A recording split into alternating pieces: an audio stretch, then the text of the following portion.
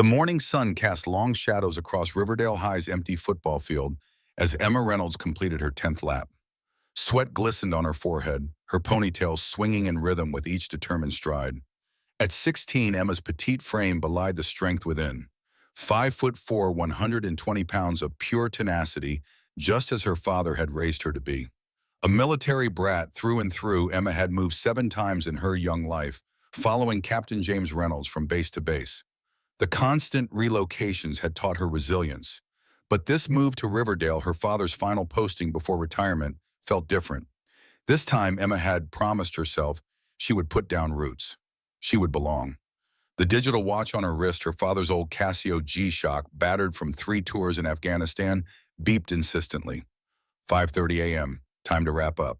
Coach Peterson would arrive at 6 to open the gym for cheerleading tryouts, and Emma planned to be first in line. As she gathered her water bottle and towel, a black Range Rover pulled into the parking lot, its chrome wheels gleaming. Emma paused, squinting against the morning light. Students rarely arrived this early, especially in vehicles that cost more than most military families made in a year. 3 boys emerged from the luxury SUV, their leather jackets marking them as members of Riverdale's championship football team. Even from a distance, Emma recognized their leader, Scott Harrison, star quarterback, and self-appointed king of Riverdale High. His father owned half the real estate in town, including the sprawling car dealership on Main Street, whose commercials dominated local television. Flanking Scott were his ever-present shadows, Nate Wilson, a linebacker whose father served on the school board, and Liam Parker, wide receiver, in third-generation legacy at Riverdale. The triumvirate of privilege that ruled the school's social hierarchy with iron fists. "Check it out," Scott's voice carried across the field. "Military kid's already at it. Probably been up since 4 doing push-ups," Nate snickered. "Heard her dad's some kind of commando freak." Emma's jaw tightened, but she kept walking. Her father's words echoed in her mind. Never engage unless absolutely necessary. Choose your battles wisely. And this battle, her first day at Riverdale High, was one worth winning through discipline, not confrontation. Captain James Reynolds stood ramrod straight in the kitchen of their modest rental home, the coffee in his Marine Corps mug steaming as he reviewed his daughter's tryout routine. At 45, his weathered face bore the lines of 2 decades in Delta Force America's elite counterterrorism unit. His piercing blue eyes, the same shade as Emma's, missed nothing. "Remember your fundamentals," he said, his voice carrying the calm authority that had guided special operations teams through the world's most dangerous territories. "Breathing controls everything. If you control your breathing, you control your body. If you control your body, you control the situation." Emma finished, a small smile playing on her lips. "I know, Dad, same as always." James nodded, a flash of pride crossing his features before returning to his customary stoicism. "Different terrain, same principles. These Riverdale kids, they've never had to fight for anything. That gives you an advantage that they can't understand." Emma zipped up her gym bag, checking its contents one final time. "It's just cheerleading tryouts, Dad, not a combat mission." James set down his coffee cup, placing a calloused hand on his daughter's shoulder. "In my experience, Emmy, the battlefield just changes shape. The human dynamics remain the same." His eyes softened. "Your mother would be proud of you today." At the mention of her mother, 7 years gone after a battle with cancer that even a Delta Force operator couldn't win, Emma's throat tightened. She nodded, unable to speak. "All right, then." James straightened up, resuming his commander's posture. "Mission parameters: secure position on cheerleading squad and establish social foundation. Commence successful junior year. Extraction plan: I'll pick you up at 1600 hours." Emma laughed, the tension broken. "Copy that, Captain." As she headed for the door, James called after her, his voice carrying an unusual note of vulnerability. "Emmy, remember what I always tell you. Reynolds don't quit," she replied without turning around. "We adapt and overcome."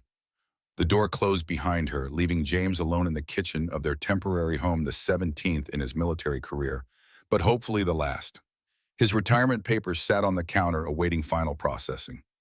After 22 years of service, countless classified operations, and 1 Purple Heart, Captain Reynolds was hanging up his tactical gear to give his daughter the stability she deserved. If only Marie could see their girl now, he thought. All her strength, none of her weakness. James glanced at the framed photo on the wall himself in full combat gear, arm around a much younger Emma, the Afghan mountains rising behind them during a rare family visit to Bagram. His daughter had the heart of a warrior. Riverdale High wouldn't know what hit them. The gymnasium buzzed with nervous energy as 23 girls stretched and practiced their routines.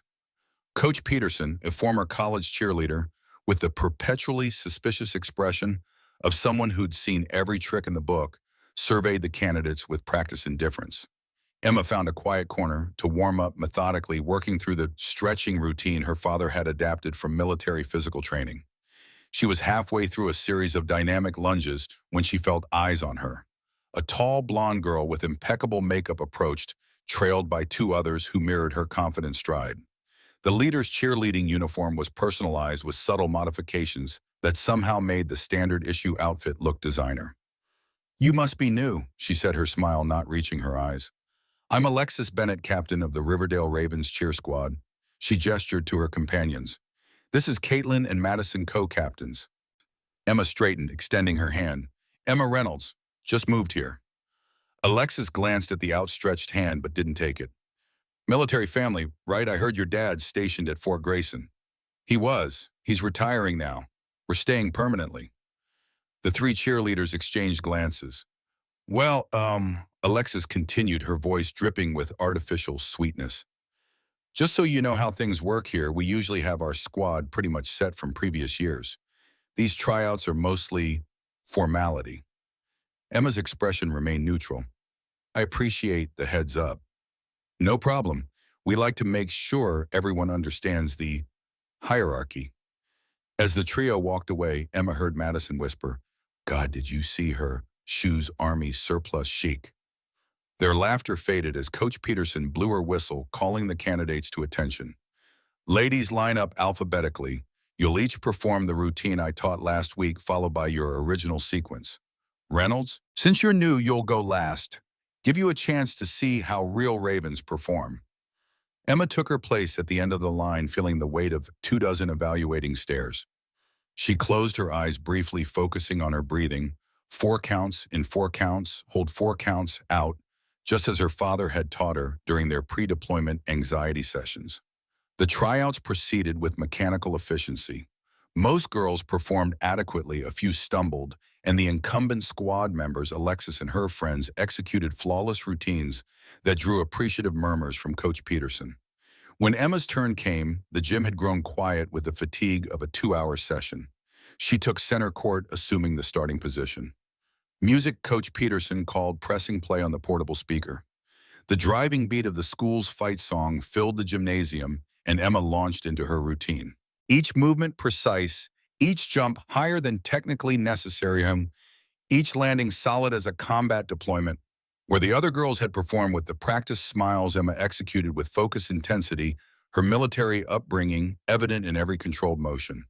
For her original sequence, she incorporated elements from the martial arts training she'd received on various bases, a seamless blend of acrobatics and controlled power that made several spectators gasp. As she struck her final pose, back, straight chin up, eyes forward, the gymnasium fell silent. Even Coach Peterson seemed momentarily at a loss for words. "Well," the coach finally said, consulting her clipboard, "that was different." From the corner of the gym where the football team had gathered to watch the final tryouts, Scott Harrison's voice broke the silence. "Different is one word for it. Weird is another." A ripple of laughter spread through his teammates. Emma maintained her position, not acknowledging the comment. Coach Peterson shot the football players a warning glance. "That's enough, Harrison. Back to your own practice." She turned to the assembled candidates. "Results will be posted tomorrow morning." Dismissed. As Emma gathered her belongings, she caught Alexis staring at her, the cheerleader's perfect features arranged in a calculating expression. Beyond her, through the gymnasium's open doors, Scott Harrison watched with narrowed eyes, whispering something to Nate and Liam that made them all turn to look at her with newfound interest. Emma shouldered her bag, keeping her face carefully neutral as she headed for the exit. First objective complete, make an impression. Whether it was the right impression remained to be seen. The Reynolds kitchen table had become a tactical planning center by evening. James sat across from Emma, a notepad between them as they debriefed her first day at Riverdale High. Social terrain assessment, James asked, pen poised. Emma smiled at her father's military approach to high school politics, but played along. Heavily stratified, dominant social groups centered around football team and cheerleaders. Affluence appears to be the primary currency. Military connection marks me as an outsider. James nodded, making notes. Key personalities. Scott Harrison, quarterback. Father owns Harrison Motors and several commercial properties. Mother chairs the PTA, controls significant social capital. Emma paused. He seems to have particular influence over who makes the cheerleading squad. Has a girlfriend, Alexis Bennett, current captain. Potential friction points. Mahalam hesitated. I may have exceeded performance expectations at tryouts. Could be perceived as a threat to established order. James set down his pen, studying his daughter. Emmy, this isn't a reconnaissance mission. It's high school. Maybe we should talk about making friends, not mapping out opposition forces. Isn't it the same thing? Emma asked with genuine curiosity. Understanding the social environment, identifying key players, establishing appropriate alliances. James rubbed his forehead, suddenly looking every day of his 45 years. Sometimes I forget how much our lifestyle has shaped your perspective. He reached across the table, taking her hand. Your mother would remind me that you're 16, not a special operator, deploying to hostile territory. Emma squeezed his hand. Mom also said adaptability is our family's superpower. She smiled. Besides, it helps me feel prepared. You know I don't like surprises. Fair enough. James picked up his pen again. So, contingency planning. If you make the squad, maintain professional demeanor, demonstrate team value, gradually build alliances. And if you don't, Emma's jaw set in a stubborn line reminiscent of her father's, find alternative social integration pathway. Drama club maybe? Or student council? James nodded, satisfied. Reynolds don't quit. We adapt and overcome, Emma finished. Later that night, as Emma prepared for bed, her phone buzzed with a notification. An Instagram request from at Riverdale, Ravens the cheerleading squad's official account. She accepted, then nearly dropped her phone when she saw the most recent post, a photo of herself mid-routine caught at an unflattering angle with the caption, "When G.I. Jane auditions for cheerleading, had awkward, trying too hard." The post already had 73 likes. Emma's finger hovered over the screen, a dozen responses running through her mind. Instead, she took a deep breath, 4 counts in 4 counts, hold 4 counts out, and set the phone down without commenting. First lesson from a lifetime of being the new kid, never let them see you bleed. The squad list was posted on the gymnasium doors by 7:30 the next morning. Emma, who had arrived at 7, watched from a distance as a growing crowd of girls gathered around the bulletin board. Squeals of excitement mixed with poorly concealed disappointment as candidates found or didn't find their names. Alexis emerged from the crowd, her expression thunderous as she stalked toward the parking lot where Scott's Range Rover had just pulled in. Emma couldn't hear their conversation, but the angry gestures and Scott's defensive posture told the story clearly enough. Only when the crowd had dispersed did Emma approach the list. Her finger traced down the names, stopping at the unexpected sight of her own Emma Reynolds, junior varsity. She had made it barely. The lowest position on the secondary squad, but a position nonetheless. Congratulations. The voice came from behind her, quiet and tentative. Emma turned to find a petite brunette with glasses and a camera around her neck. The girl offered a shy smile. I'm Kate Chen, school newspaper. I was at tryouts yesterday. You were amazing. Thanks, Emma replied cautiously. I'm Emma. I know. Everyone knows after yesterday. Kate adjusted her glasses nervously. Just be careful, okay? You made Alexis look bad and Scott's not happy about it. I just did my routine. Kate glanced around, lowering her voice. You don't understand. Scott's girlfriend was supposed to handpick her replacement. His ex, Melissa, was supposed to get your spot. He controls things here. Emma studied the girl, assessing her intentions. Why are you telling me this? Kate shrugged. Because I've seen what happens to people who disrupt Scott's plans. It's never pretty. She turned to go, then hesitated. By the way, I thought what they posted about you was cruel. Not everyone here is like them. As Kate walked away, Emma returned her attention to the squad list. Junior varsity, a foot in the door but clearly a deliberate placement designed to minimize her visibility and influence. Tactical response, accept the position. Demonstrate value, advance through merit.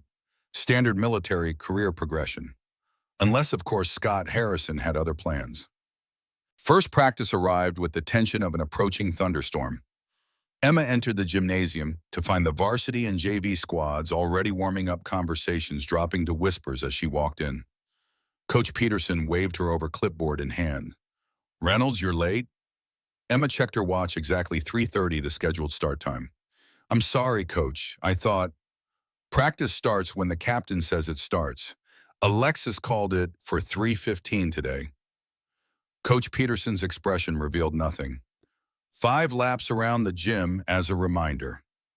Emma nodded, dropping her bag and beginning her laps without protest. As she ran, she noted the smirks exchanged between Alexis and her inner circle.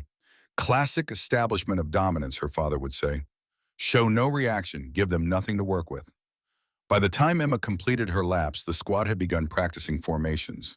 Coach Peterson positioned her in the back row behind 2 significantly taller girls who effectively obscured her from view. "Today we're working on the homecoming routine," Alexis announced, her voice carrying the artificial enthusiasm of a drill sergeant forced to train recruits she despised. "JV, you'll be providing baseline support. Varsity, you'll handle the technical elements." Translation: JV would stand in place while varsity performed all the visible, impressive moves. For the next 2 hours, Emma executed every instruction, flawlessly maintaining perfect position, despite the subtle sabotage from her squad mates, a foot placed slightly too far back during a formation, forcing her to adjust. A transition called a beat too early, designed to make her miss the timing. Military brat adaptability, always prepared for changing conditions. Near the end of practice, Coach Peterson announced they would run through the full routine with lifts. As a flyer, one of the girls thrown into the air during stunts, Alexis would need 4 bases to lift and catch her. She pointed to her usual team, then paused, a calculating look crossing her face. "Let's give Reynolds a chance," she said sweetly. "She can take Madison's position." Madison began to protest, then caught Alexis's meaningful look and fell silent. Coach Peterson raised an eyebrow but nodded her approval. Emma took her position at the front right of the formation, hands ready in the prescribed stance. She'd performed similar lifts before at previous schools, though never with a flyer who clearly despised her. 5, 6, 7, 8, Coach Peterson counted off. The 4 bases dipped in unison, then straightened, propelling Alexis upward. Emma felt the weight transfer correctly, her part of the lift executed with textbook precision. Alexis reached the apex of the throw, striking her pose with practiced grace. As they prepared to catch, Emma noticed Alexis's body positioning shift slightly, an intentional alteration that would throw her weight disproportionately toward Emma's corner. An experienced base would recognize the adjustment and compensate. A novice would buckle, dropping the flyer. In the millisecond available for decision-making, Emma assessed her options. Let Alexis fall, proving her incompetence. Compensate, obviously revealing Alexis's sabotage.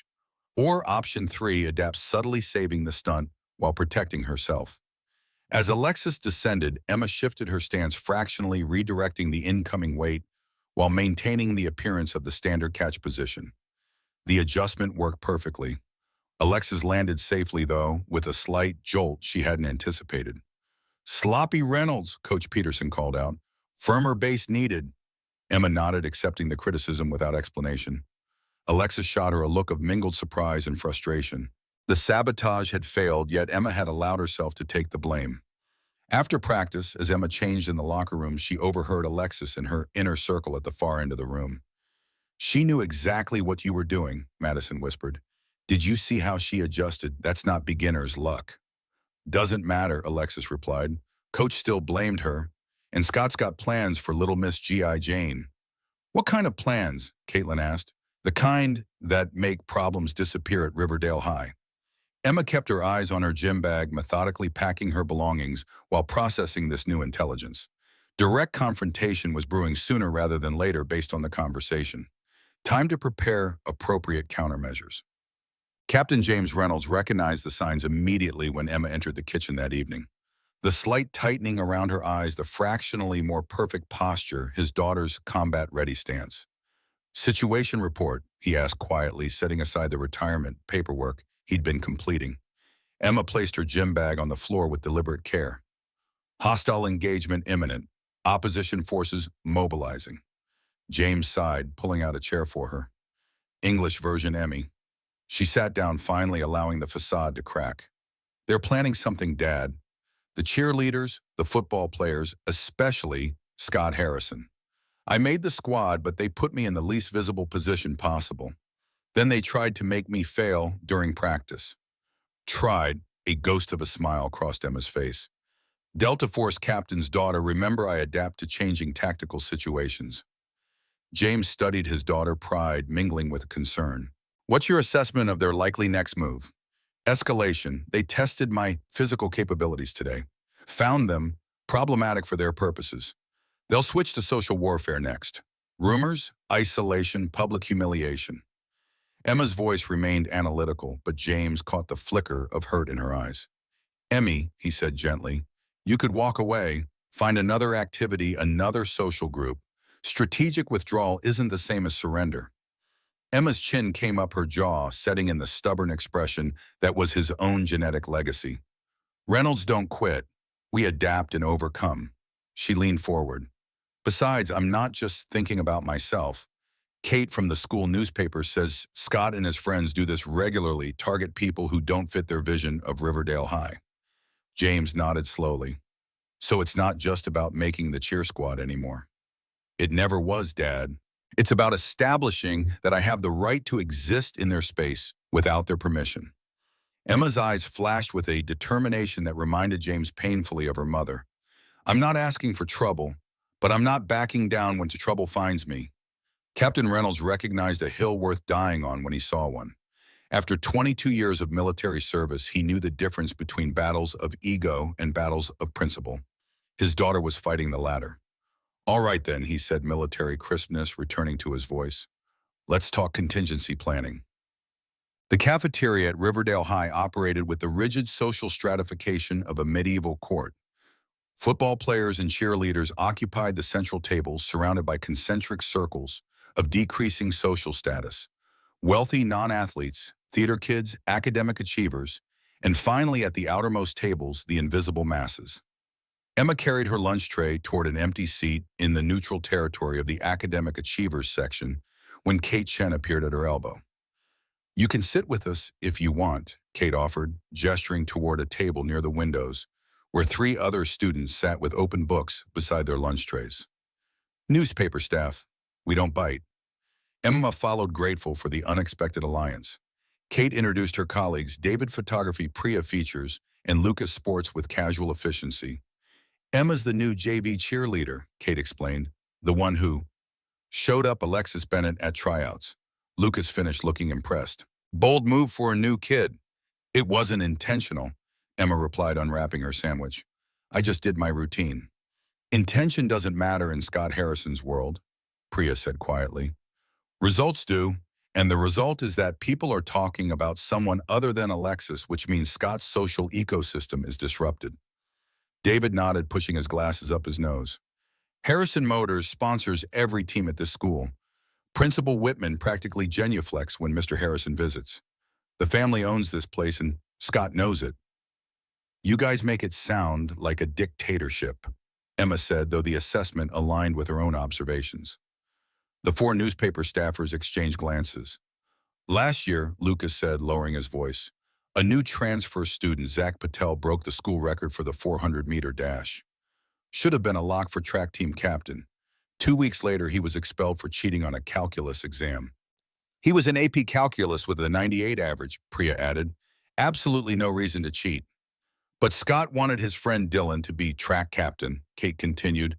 Suddenly, Zach's caught with answers written on his water bottle answers in handwriting that didn't match his own. Emma processed this information mentally, filing it under enemy capabilities assessment. Why are you telling me this? Because you're on their radar, David said simply, and we thought you should know what they're capable of. Before Emma could respond, a commotion near the cafeteria entrance drew everyone's attention. Scott Harrison and his entourage had arrived, the crowd parting before them, like a scene from a teen movie. Scott's arm was draped possessively around Alexis's shoulders, his Letterman jacket making a deliberate display of his status. As they passed the newspaper table, Scott's eyes locked with Emma's. His smile never faltered, but something cold and calculating passed behind his gaze. A predator noting this position of potential prey. Incoming, Kate murmured. Sure enough, Nate Wilson detached from the group and sauntered toward their table, his linebacker's build casting a shadow over their lunch trays. Reynolds, he said, his voice carrying just enough to draw nearby attention. Alexis was wondering if you'd figured out the JV uniform situation yet. Emma kept her expression neutral. What situation? Nate's smile widened. Didn't she tell you JV needs to provide their own uniforms this year? Budget cuts, about $500 custom ordered, due by Friday. He glanced at her simple, well-worn clothes. But hey, I'm sure that's no problem for you, right? The calculated financial attack targeting what they perceived as her vulnerability was so transparent that Emma almost laughed. Instead, she maintained eye contact, her voice level. I'll speak with Coach Peterson about it. Thanks for the heads up. Nate's smile faltered slightly at her lack of visible distress. Yeah, you do that. I'm sure she'll be real understanding about your situation. He turned to rejoin his friends, throwing one last comment over his shoulder. Nice outfit, by the way. Army surplus having a sale? As he walked away, Emma felt the newspaper team watching her reaction. There's no uniform situation, Kate said quietly. That was just, I know exactly what that was, Emma replied, taking a deliberate bite of her sandwich. First probe to identify exploitable weaknesses. Standard tactical assessment. The four students stared at her with varying degrees of surprise. What? Emma asked. My dad's Delta Force. You pick up a few things. Lucas whistled low. Delta Force is in the guys who got bin Laden. Different unit, same concept, Emma corrected. Special operators who handle high-risk missions. She shrugged. Dad mostly did counterterrorism and hostage rescue. And now you're handling Scott Harrison, Priya said with newfound respect. I think I'm going to enjoy watching this play out. Emma shook her head. I'm not looking for a fight. I just want to make the squad do my part and get through high school without unnecessary drama. Noble goal, David said, but I've been photographing Scott Harrison since freshman year. He doesn't allow people to exist outside his control system. He gestured toward the central tables. Look at them. They're already planning the next move. Emma followed his gaze. Scott, Alexis, Nate, and Liam had their heads together, occasionally glancing in her direction. The strategy session was obvious even from a distance. Whatever they're planning, Emma said quietly. I'll handle it. Kate touched her arm gently. Just be careful, okay? There's a difference between brave and foolhardy. Emma offered her first genuine smile of the day. Trust me, I've had extensive training in that exact distinction. Fire. The week progressed with the mounting tension of an approaching storm. Small incidents accumulated like raindrops before a deluge. Emma's gym locker mysteriously jammed. Her practice schedule accidentally listed incorrect times. Her name misspelled as G.I. Jane on the team roster. Each provocation was calculated, testing her reaction threshold. Each time, Emma maintained her composure, addressing the practical problems without engaging the emotional bait. By Friday afternoon, the pattern was clear: systematic isolation and demoralization designed to force her resignation from the squad. Classic psychological warfare against an unwanted presence. What Scott and his allies couldn't understand was that Emma had grown up in an environment where such tactics were discussed over dinner, where her father's professional expertise included breaking the will of enemy combatants and resisting identical techniques when captured. The escalation came during Friday's full squad practice. Coach Peterson had stepped out to take a phone call, leaving Alexis in charge of the routine rehearsal. The team was working on a complex pyramid formation with Emma positioned as one of the middle-tier supports. Let's switch things up, Alexis announced, a dangerous glint in her eye. Reynolds, you're moving to base position, center point. The center base position was the linchpin of the entire structure, a role typically reserved for the strongest, most experienced team member. Placing a JV newcomer in that position was a transparent setup for failure. Emma hesitated, aware of the trap, but seeing no way to refuse without appearing insubordinate. Are you sure, Alexis? I haven't trained for that position. Consider it an opportunity to prove yourself, Alexis replied sweetly. unless you don't think you can handle it. The challenge hung in the air, witnessed by the entire squad. Emma glanced toward the gymnasium doors. Coach Peterson was still absent, engaged in what appeared to be an intense phone conversation. "I'll do my best," Emma said, moving to the center position. The formation began to assemble around her girls, climbing into position with practiced efficiency. Emma felt the weight increasing on her shoulders and braced accordingly, her military-trained core strength engaging as she supported the growing human tower. Then came the sabotage. Alexis, positioned at the top tier, shifted her weight deliberately off-center. Simultaneously, two of the side supports, Madison and Caitlin, weakened their stance, forcing Emma to compensate for multiple points of instability. The pyramid swayed dangerously. Several girls gasped, realizing they were at risk of a genuine fall. Emma felt the structure beginning to collapse and made a split-second decision not to save the formation, but to ensure no one got hurt in its deliberate destruction. She adjusted her stance to create a controlled collapse toward the padded mats rather than the hard gymnasium floor nearby. As the pyramid disintegrated, she positioned herself to absorb the impact for two of the smaller flyers who would have landed badly. The result was chaos. Girls sprawled across the mats, minor bumps and bruises all around, and Emma pinned beneath two teammates, her shoulder wrenching painfully as she cushioned their fall. "What happened?" Coach Peterson demanded, rushing back into the gymnasium. "Reynolds lost her position," Alexis said immediately, her voice trembling with manufactured concern. "She just buckled under the weight." Emma extricated herself from the pile, wincing as she rotated her shoulder. "Nothing torn, just strained. She'd had worse during her father's weekend training sessions." "Is that true, Reynolds?" Coach Peterson asked, eyes narrowed. Emma met the coach's gaze directly. The formation became unstable. "I attempted to compensate but couldn't maintain structural integrity." It was neither confirmation nor denial. A Delta Force operator's daughter knew when to provide factual statements without assigning blame. Coach Peterson studied her for a long moment, then turned to the rest of the squad. "Everyone okay? Any injuries to report?" A chorus of negatives, though several girls were rubbing sore spots. The coach nodded, then pointed to Emma's shoulder. "You should have that checked. Report to the athletic trainer immediately. The rest of you water break, then we're running the homecoming routine from the top." As Emma gathered her things, Alexis approached her, expression a masterpiece of false sympathy. "Too bad about the pyramid. Guess military training doesn't prepare you for everything." Emma met her gaze steadily. "Actually, it prepared me exactly for this. Mission priority in a collapse scenario is always to minimize casualties." Alexis's smile faltered slightly. "What are you talking about?" "I knew the formation was compromised, so I controlled the fall toward the mats rather than the floor. That's why no one's seriously hurt." Emma shouldered her bag. "But you already knew that's what I'd do, didn't you? That's why you felt safe sabotaging the pyramid. You counted on me to protect everyone, even at my own expense."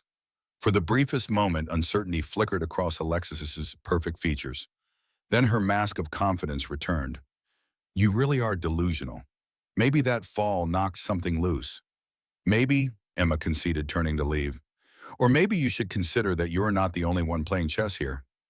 As she walked toward the athletic trainer's office, Emma felt a strange sense of calm. The first major engagement had occurred. The opposition had revealed their tactics. And most importantly, she had demonstrated both capability and restraint, a combination her father had always described as the most psychologically devastating response to aggression. The game was just beginning. Saturday morning found Emma at the kitchen table, her right shoulder wrapped in a supportive bandage, as she detailed the pyramid incident for her father. James listened without interruption, his expression growing increasingly grim. "So they deliberately endangered the entire squad just to make you look bad," he summarized when she finished. Emma nodded. "Calculated risk on their part. The pyramid was high enough to cause injury, but not high enough for anything catastrophic. And they correctly assumed I'd prioritize protecting the other girls over maintaining my position." James's jaw tightened.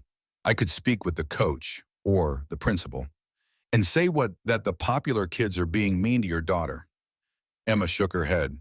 "That just confirms their narrative that I need daddy to fight my battles." "There's a difference between fighting your battles and providing adult supervision when minors are creating dangerous situations," James pointed out. "Trust me, Dad, escalating to authority figures will only make things worse right now. They'll be more careful, more subtle, and I'll lose what little credibility I have. Emma rotated her shoulder carefully, testing its range of motion. Besides, I've got intelligence they don't know about. James raised an eyebrow. What kind of intelligence? Kate from the newspaper. Turns out the school paper staff knows everything about everyone. They've been documenting Scott Harrison's regime for years. Emma pulled out her phone, showing her father a series of text messages. They've got the goods on Scott's previous targets, his methods, even some evidence of his more serious infractions that never got reported. Why haven't they exposed him? Scott's father is the paper's biggest advertiser.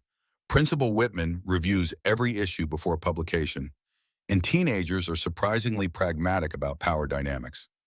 Emma set down her phone. But they've been waiting for someone who might actually stand up to him. James studied his daughter with mingled pride and concern. And they think that's you. They think that's us, Emma corrected. The military brat and her Delta Force dad. They've built us up into some kind of justice squad in their minds. Emmy, James said carefully, I want you to be very clear about what you're getting into here. Standing your ground when attacked is one thing. Actively engaging in a campaign against these kids is another. Emma's expression grew serious.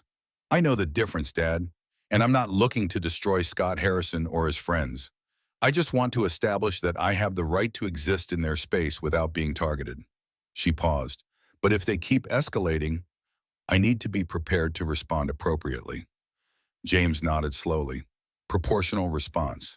The foundation of modern military engagement. Exactly. I'm not launching a first strike. But I'm not surrendering territory either. Captain Reynolds recognized the resolve in his daughter's eyes, the same expression he'd seen in the mirror before difficult missions. Emma had made her decision, and his role now was to ensure she had the tools and training to succeed. All right then, he said, military crispness returning to his voice. Let's talk infiltration tactics and intelligence gathering. If they're moving against you, we need to know their plans before they execute. Emma smiled, the tension in her shoulders easing. Her father understood what was at stake, not just a position on a cheerleading squad, but the fundamental right to determine her own place in the world. First rule of special operations. James began, his voice slipping into the familiar cadence of instruction. Know your enemy better than they know themselves. Monday morning arrived with the brittle tension of an impending ambush. Emma entered Riverdale High with heightened situational awareness, noting the shifted dynamics around her, the whispers that followed her progress through the hallway, the sidelong glances, the sudden cessation of conversations as she passed. Intelligence gathering over the weekend had yielded results. Kate and the newspaper team had compiled a dossier on Scott Harrison's typical patterns of escalation. The pyramid incident represented a threshold crossing from isolation tactics to physical intimidation. Historical precedent suggested the next phase would involve public humiliation designed to cement the target's outsider status. Emma had prepared accordingly, mentally and physically. What she hadn't prepared for was direct confrontation before first period. Scott Harrison stood waiting beside her locker, his leather jacket, a splash of Riverdale crimson against the institutional beige lockers. His usual entourage was conspicuously absent, a one-on-one engagement designed to project confidence while preventing witnesses. Emma approached steadily, her father's voice in her mind. Control the engagement, set the terms, never let them dictate the rhythm of the encounter. Harrison, she acknowledged, stopping at a calculated distance, close enough for conversation, far enough to maintain reaction time if needed. Reynolds, Scott's smile held all the warmth of a shark's. How's the shoulder? Functional. Thanks for asking. Look, I figured it's time we had a direct conversation. Clear the air. He leaned against the lockers with practiced casualness. There seems to be some misunderstanding about your place here at Riverdale. Emma raised an eyebrow but said nothing, forcing him to continue. The thing is, Scott said, his voice dropping to a confidential tone, there's a natural order to this school. People who've been here their whole lives, whose families built this community, we have certain expectations about how things work. And I'm disrupting those expectations. Scott's smile widened, apparently pleased by her direct acknowledgement. Exactly. See, Alexis has been cheer captain for 2 years. She's earned that position. The squad has a certain aesthetic that's worked for us. Tradition matters at Riverdale. I'm not challenging Alexis's position, Emma said calmly. I'm a JV squad member doing my job. But you're doing it in a way that draws attention, makes waves. Scott straightened his 6'2" frame towering over her. And that creates problems for everyone. Emma met his gaze steadily. What exactly are you asking me to do, Harrison? I'm not asking anything. I'm explaining reality. His voice hardened slightly. You've got two choices. You can adjust your approach, keep your head down, stop showing off, maybe consider stepping back from the squad entirely, or things get progressively more difficult for you here.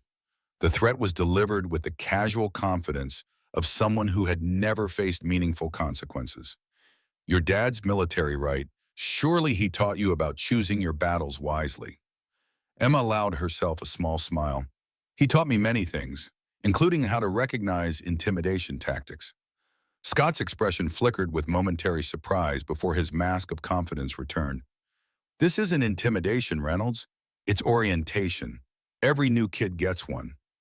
Interesting, Kate Chen didn't mention receiving this particular welcome. At the newspaper editor's name, Scott's eyes narrowed. Been making friends with the wrong crowd already, I see. I wasn't aware there was a right and wrong crowd at Riverdale, just different social groups with different interests. Now you're being deliberately obtuse. Scott's patience was visibly thinning. Bottom line, back off, tone it down, and we'll all get along fine. Keep pushing, and you'll regret it. He glanced at her shoulder. The pyramid was just a taste of what happens to people who don't understand their place here. Emma absorbed the explicit confirmation of sabotage without visible reaction. I appreciate your candor, Harrison. It's helpful to have such clear parameters. She stepped forward, unlocking her locker with deliberate calm. I'll be sure to consider everything you've said. Scott studied her for a moment, clearly thrown by her composed response. He had expected either intimidated compliance or emotional defiance, not this military-grade equanimity. This isn't a negotiation, Reynolds, he said, finally, his voice hardening.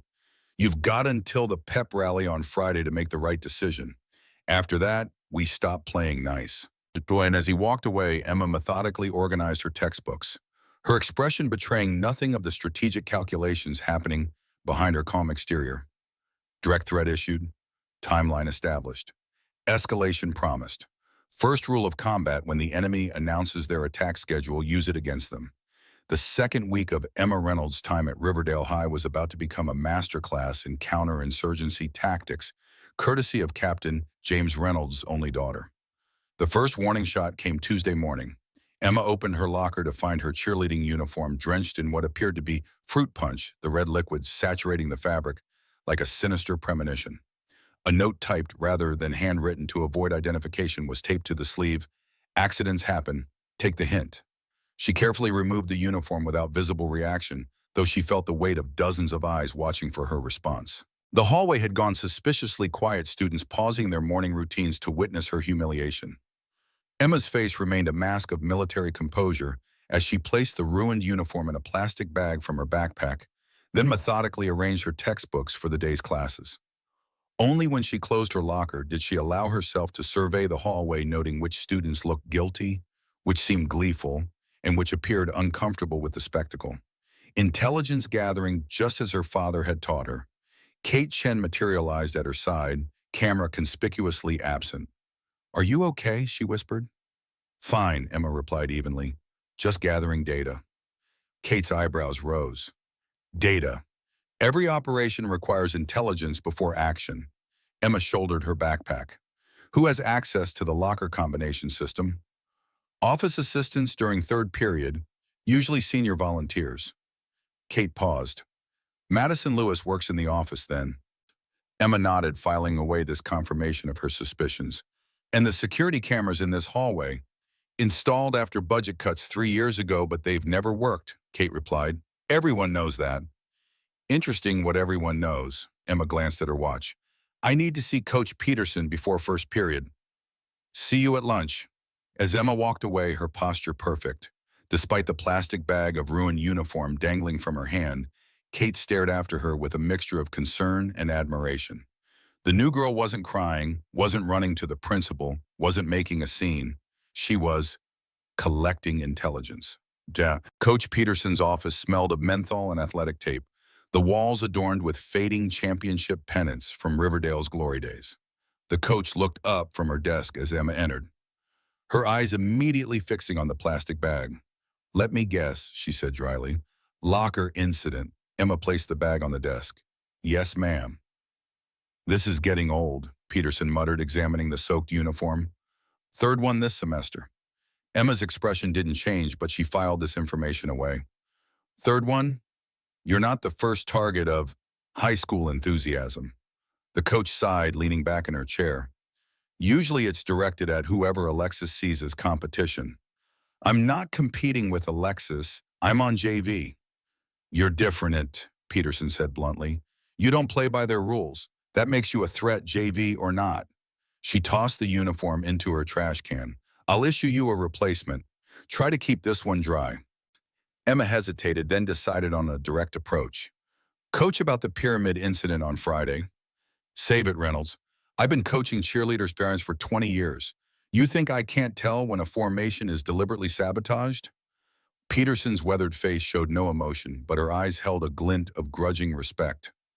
"You protected the other girls instead of saving your position." "Noted. So you know what's happening." "I know teenagers are vicious creatures capable of elaborate social warfare." Peterson pulled a form from her desk drawer.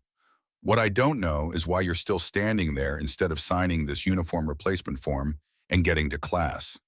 Emma took the form, recognizing the coach's implicit message. She saw the situation, but wouldn't intervene. Adults at Riverdale had learned to coexist with Scott Harrison's shadow government, not challenge it. "One more thing, Reynolds," Peterson said as Emma turned to leave. "The pep rally on Friday. You're moving up to the second formation row." Emma paused at the door. "May I ask why?" "Because I'm the coach and I said so." Peterson returned to her paperwork dismissal clear. "And because you've got the strongest core strength on the squad, I need someone reliable in that position." A tactical repositioning, Emma realized. Not enough to directly challenge Alexis, but a clear professional acknowledgement of Emma's capabilities. Coach Peterson might not be willing to fight the social battle, but she was making a subtle statement about merit. Small victories, incremental progress. The foundations of any successful campaign. By lunchtime, the uniform incident had evolved in the school's rumor ecosystem. Emma heard whispered variations as she made her way through the cafeteria. She'd cried in the bathroom for an hour. She'd threatened to have her military father court-martial the entire cheer squad. She'd quit the team in humiliation.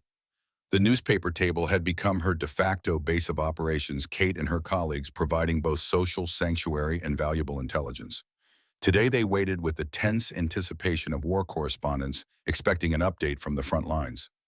"So," David asked as Emma set down her tray, "what's your countermove?" Emma unwrapped her sandwich with methodical precision. "Who says I'm making one?" "Because you're not the type to just take it," Priya replied. "That much is obvious." Lucas leaned forward, lowering his voice. "Half the school's waiting to see what you'll do. There's even a betting pool in the senior lounge." "What are the odds?" Emma asked, genuinely curious. 3-1 you transfer by the end of the week," David said. 5-1 you go crying to the principal. 10-1 you confront Alexis directly and get destroyed. Any bets on me winning this thing?" The four newspaper staffers exchanged glances. 20-1 you somehow survive until Christmas," Kate said finally. "No one's betting on an actual victory." Emma nodded thoughtfully, taking a bite of her sandwich.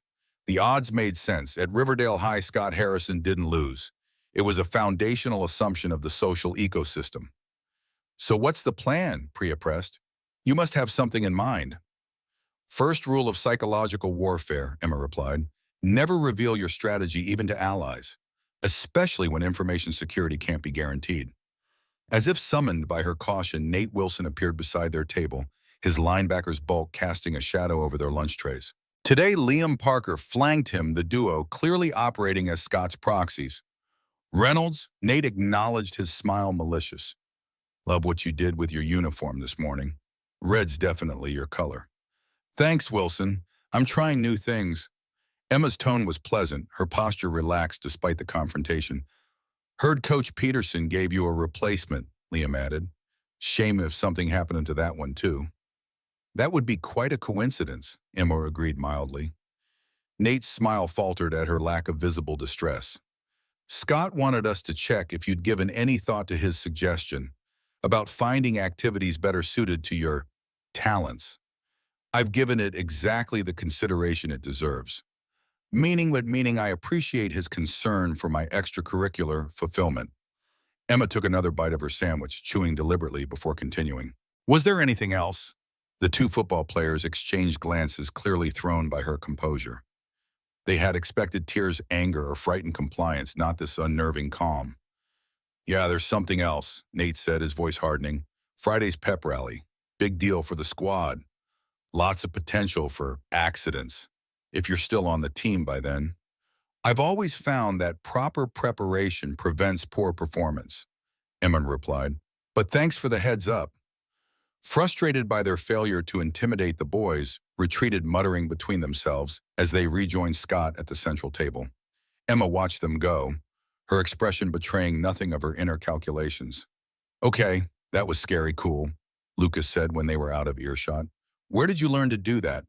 Hostage negotiation tactics, Emma replied, returning to her lunch.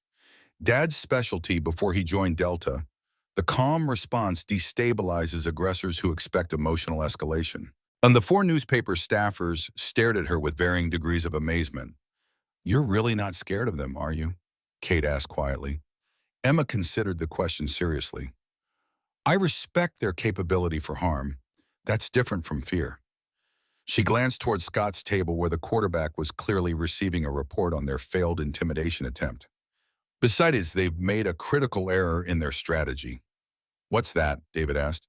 They've announced their timeline and next target the pep rally on Friday. Emma's eyes held a glint of tactical assessment.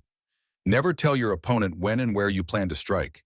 It's basically handing them the tactical advantage. Priya shook her head in wonder.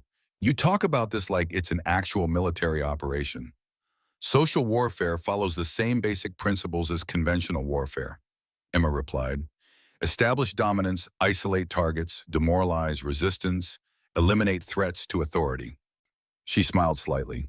The difference is that no one expects the designated target to have extensive training in counter-insurgency tactics.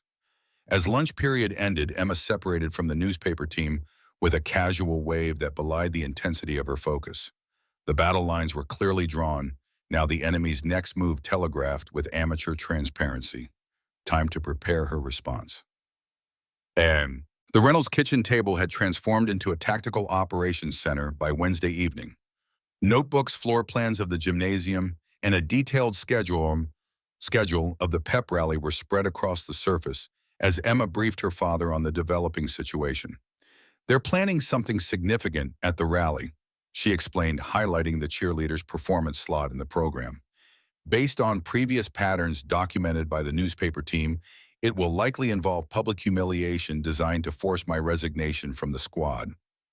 James studied the gymnasium layout, his military mind automatically identifying vulnerabilities and choke points. What's your assessment of specific threats? 3 possibilities based on historical precedent. Emma pointed to various positions on the diagram. Sabotaged routine where I'm set up to fail visibly. Compromised uniform designed to malfunction during performance, or digital humiliation via the projection system. James nodded, impressed by his daughter's methodical analysis. Countermeasures. I've secured my replacement uniform in my gym locker with a combination lock brought from home. No one at Riverdale has the combination. Emma flipped to a new page in her notebook. I've memorized every aspect of the routine, including potential deviation points where sabotage could occur, and I've enlisted Kate to monitor the audio-visual booth during the rally. Good preparation. James studied his daughter's face, looking beyond her tactical composure to the emotional undercurrents beneath. How are you holding up, Emmy, really? The question punctured her professional demeanor, momentarily revealing the 16-year-old girl beneath the soldier's daughter. I'm okay, it's just... She hesitated. I keep wondering if Mom would think this is worth fighting for. If she'd tell me to just walk away, find another activity, make different friends. James's expression softened. Your mother believed in picking her battles carefully, but once she committed to a fight, she never backed down, especially when it was about fundamental principles. He reached across the table, covering Emma's hand with his own. This isn't about a cheerleading squad anymore, is it? It never was, Emma admitted. It's about whether people like Scott Harrison get to decide who belongs and who doesn't. About whether intimidation should be rewarded with compliance. Her jaw set in a stubborn line reminiscent of her father's. Mom wouldn't want me to surrender to bullies. No, James agreed, she wouldn't. He squeezed her hand. But she'd also remind you that winning doesn't always look like total victory. Sometimes it's just surviving with your principles intact. Emma nodded, drawing strength from her father's understanding. I know. I'm not looking to destroy Scott or his friends. I just want to establish that I can't be driven away through intimidation. Then focus on that objective. Clear, limited, achievable. James straightened, returning to his commander's posture. Now, what haven't we considered? Where are the blind spots in your preparation? They worked late into the evening. Father and daughter military precision applied to the battlefield of high school politics. By midnight, Emma had contingency plans for every scenario they could envision, and several they considered unlikely but possible. What neither of them could have predicted, however, was the intelligence breakthrough that arrived the following morning. Thursday began with a rare autumnal thunderstorm that drummed against the roof of Riverdale High, lending a dramatic backdrop to the day's developments. Emma arrived early, as had become her habit, to find Kate Chen waiting by her locker, practically vibrating with nervous energy. You need to see this, Kate whispered, glancing over her shoulder to ensure they weren't overheard. She handed Emma a flash drive. Computer lab now. The school's computer lab was deserted at 7:15 a.m., the ancient machines humming in the empty room as Kate inserted the flash drive and opened a video file. I was working late on the newspaper layout last night, she explained as the file loaded. The journalism room overlooks the student parking lot. I saw Scott and his crew arrive around 9. They claimed they were setting up for the pep rally, but I knew something was off. The video began playing, shaky footage shot through a window showing Scott, Nate, Liam, and 2 other football players unloading something from the back of Scott's Range Rover. I couldn't see clearly what they were carrying, Kate continued, but they took it into the gym through the side entrance, the one by the equipment room. Emma watched intently as the figures on screen moved with the furtive efficiency of those engaged in prohibited activity. Did you see them leave? How long were they inside? About 40 minutes. They left separate from whatever they brought in. Kate paused the video, zooming in on a frame that showed Scott checking his phone. Look at the timestamp, 9:47 p.m. Well, after all activities had ended for the day. Does anyone check the gymnasium before it's locked up? Custodial staff does a final sweep at 10:30. Kate bit her lip, but they might not look inside the equipment closets or storage areas. Emma sat back, processing this new intelligence. They've pre-positioned something for tomorrow's rally, something they didn't want witnessed. That's my guess, and judging by the way they were handling it, it's not small. Emma checked her watch. 30 minutes until first bell. I need to see the gym before classes start. We can't just walk in there, Kate protested. If they catch us snooping, they won't. Emma stood decisively, but I need a legitimate reason to access the gymnasium this early. She thought for a moment, then smiled. And I know exactly how to get one. Sure. Coach Peterson was not a morning person.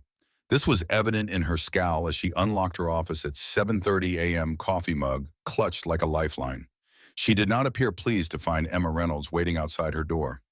Whatever crisis you're having, Reynolds, it better be life-threatening to justify this hour. No crisis, Coach, Emma replied calmly. I wanted to review the formation positions for tomorrow's rally. Since I've been moved to the second row, I want to make sure I have the spacing exactly right. Peterson's suspicious gaze suggested she didn't entirely buy this explanation, but professional diligence won out over skepticism. Fine. Grab the formation charts from my desk while I finish this coffee, then we'll walk through it in the gym. The coach's office was a time capsule of Riverdale athletic history trophies from decades past, team photos yellowing with age, and the pungent undertone of menthol rub that seemed embedded in the walls. Emma retrieved the charts as instructed, noting with professional appreciation how meticulously organized Peterson kept her coaching materials. 10 minutes later, they entered the gymnasium, lights flickering to life overhead. The space looked different, empty larger, more institutional, with the hollow acoustics of a room designed to amplify crowd noise. Second row positioning is here, Peterson indicated, marking the spot on the polished floor. You'll be directly behind Alexis, supporting the main visual line. Emma Mao nodded, mentally cataloging the distances, while her eyes performed a sweep of the gymnasium's perimeter. Equipment closets along the far wall, AV booth at the back, projection screen currently retracted into its ceiling housing. Something specific you're looking for, Reynolds? Coach Peterson asked dryly. Emma returned her attention to the formation chart. Just getting oriented, Coach. Uh-huh. Peterson wasn't fooled. Look, I've been at this school long enough to know when something's brewing. Harrison and his crew were in here last night claiming they needed to prepare the sound system for the rally. She fixed Emma with a penetrating stare. Want to tell me what's really going on? Emma hesitated, assessing whether the coach could be trusted with operational intelligence. Peterson's earlier response to the uniform incident suggested she recognized the bullying, but preferred non-intervention. However, her tone now indicated genuine concern about potentially dangerous escalation. They're planning something for the rally, Emma admitted. Something designed to force me off the squad. Peterson's expression didn't change. And you're preparing a counteroffensive. It wasn't a question, Emma nodded once military acknowledgement. The coach sighed, surveying her gymnasium with the weariness of a veteran who'd seen too many skirmishes. 20 years I've been dealing with teenage power dynamics. It never changes, just evolves with new technology and techniques. She turned back to Emma. What do you need from me? The question caught Emma off guard. She'd expected at best neutrality, at worst opposition. Ma'am, I'm not blind, Reynolds. I see what's happening. I also see how you've handled it so far with more maturity than most adults would manage. Peterson's voice remained gruff, but her eyes held a hint of respect. So what do you need permission to access the gym early tomorrow? Eyes on the equipment room. What? Emma recognized the offered alliance for what it was, limited, deniable, but potentially crucial. I need to know what they brought in last night, and I need to ensure it doesn't endanger anyone during the rally. Peterson nodded, making a decision. Equipment inspection, standard safety protocol, before any public event. She walked toward the storage area, beckoning Emma to follow. Let's see what our football heroes thought was so important it couldn't wait until school hours. The equipment room was a jumbled archive of Riverdale athletic history, ancient gymnastics mats, stacked alongside broken baseball bats, deflated footballs, and the accumulated detritus of decades of sporting events. Peterson flipped on the lights, revealing narrow aisles between floor-to-ceiling shelves. Start checking the back corners, she instructed. That's where they'd hide anything they didn't want found during routine cleaning. Emma moved through the cluttered space with the careful precision her father had taught her during room-clearing exercises, alert for anything out of place among the athletic equipment. She was halfway down the second aisle when she found a large plastic container partially concealed behind a stack of wrestling mats. Coach, she called quietly. Peterson joined, her eyebrows rising at the discovery. Together, they carefully moved the container into better light and removed the lid. Inside lay what appeared to be a modified cheerleading uniform in Riverdale colors, but designed for maximum humiliation. The fabric had been altered to tear away with minimal force, revealing what appeared to be a crude undergarment made of army surplus material. Attached to the uniform was a small device with wires connected to strategic seams. Remote-controlled tearaway, Peterson murmured, professional disapproval evident in her tone. Activation signal triggers the release mechanism, sophisticated for high school bullies. Liam Parker's father owns an electronics repair shop, Emma noted, recalling a detail from Kate's intelligence briefing. He would have access to the components. Peterson carefully examined the device without touching it. This goes beyond typical teenage harassment, Reynolds. This is premeditated public humiliation. Emma studied the modified uniform, noting the precision of the alterations. It's designed to activate during a specific formation when I'd be front and center, maximum visibility. The pyramid finale, Peterson confirmed grimly, when all eyes are on the squad. They replaced the container exactly as they'd found it, leaving no evidence of their discovery. As they exited the equipment room, Peterson locked the door with deliberate care. I should report this, she said, though her tone suggested reluctance. School policy requires notification of administration regarding any potentially disruptive incidents. And then what happens? Emma asked, already knowing the answer. Peterson's laugh was humorless. A stern talking to for Scott and his friends. Maybe detention quickly commuted because we need our star quarterback focused on the big game. Meanwhile, you become known as the girl who got the football heroes in trouble. Tactical defeat disguised as procedural victory, Emma summarized. Exactly. Peterson studied her with renewed interest. You really are a military kid, aren't you? Complete with strategic thinking. My father's daughter, Emma acknowledged. The coach checked her watch. First bell in 10 minutes. You should get to class. She hesitated, then added, whatever you're planning as a response, Reynolds, keep it proportional. These kids have never faced real consequences. They don't understand the concept of escalation thresholds. Emma nodded, recognizing the implicit permission in Peterson's warning. Understood, coach. Proportional response only. As Emma headed toward her first-class mind, already cycling through modified contingency plans based on the new intelligence, she felt a strange sense of calm descend. The enemy's strategy was now known, their weapons identified, their target clear. In military terms, the situation had evolved from threat assessment to counter-operation planning, and Emma Reynolds, daughter of Captain James Reynolds, Delta Force, had been preparing for this moment her entire life. They built a what? James Reynolds set down his coffee mug with careful control, his expression shifting from casual interest to focused intensity. Emma repeated her discovery, maintaining the precise reporting style her father had taught her. Remote-controlled, tearaway uniform designed to publicly humiliate me during the pyramid formation at tomorrow's pep rally. Coach Peterson confirmed the device appears functional. Activation would occur during maximum audience attention. The kitchen fell silent as James processed this information, his special operator's mind automatically assessing threat levels and response options. When he finally spoke, his voice carried the measured tone he reserved for serious situations. This crosses several lines, Emmy, beyond normal teenage conflict into territory with potential legal implications. Public humiliation of this nature could constitute sexual harassment. I know. Emma had reached the same conclusion during her afternoon analysis. But official reporting creates more problems than it solves at this point. James studied his daughter, recognizing the tactical assessment behind her statement. You have a counter-operation in mind. It wasn't a question. Emma nodded, pulling out her notebook where she'd outlined her plan during study hall. Three-phase response. Neutralize the immediate threat. Establish deterrence, secure position. Pride flashed across James's weathered features before professional focus returned. Walk me through it. For the next hour, father and daughter refined Emma's strategy, identifying potential vulnerabilities and establishing contingency plans. James offered technical advice based on his decades of special operations experience, while Emma applied her understanding of Riverdale's social dynamics. By evening's end, Operation Reversal was fully developed, a precisely calibrated response designed to neutralize Scott Harrison's threat while establishing Emma's position at Riverdale High. Remember, James cautioned as they reviewed the final plan, the objective isn't destruction, but deterrence. You want them to understand that targeting you carries unacceptable costs. Clear, limited, achievable, Emma recited. Establish boundaries, not dominance. James nodded, satisfied with her understanding. Get some sleep. Tomorrow will require peak performance.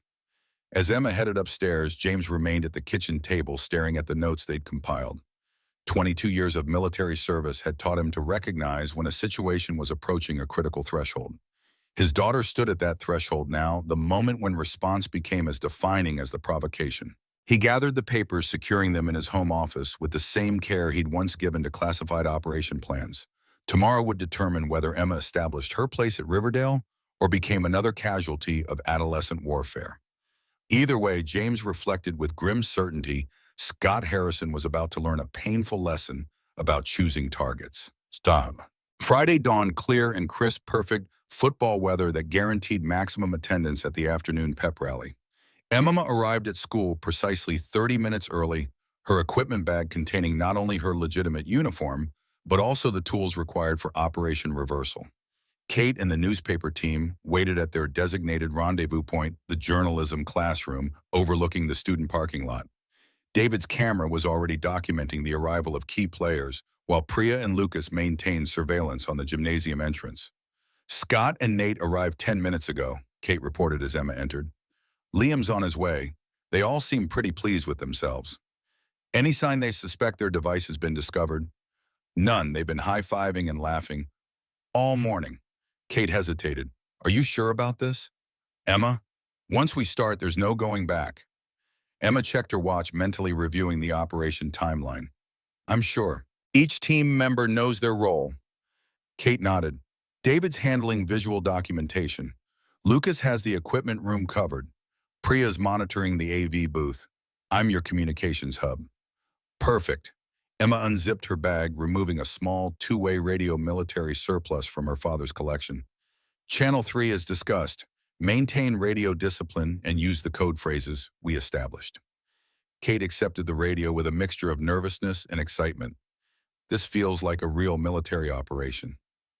It is, Emma replied simply, just with different stakes.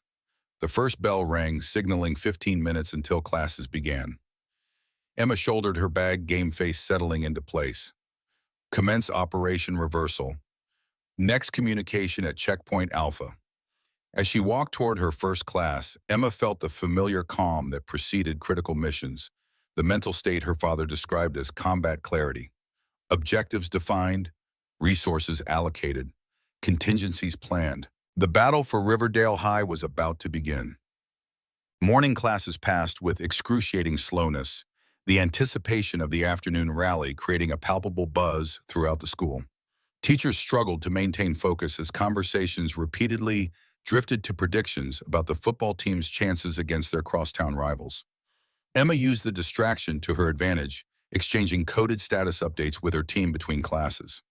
By lunch period, then all preparations were complete. The counter-operation was ready to execute.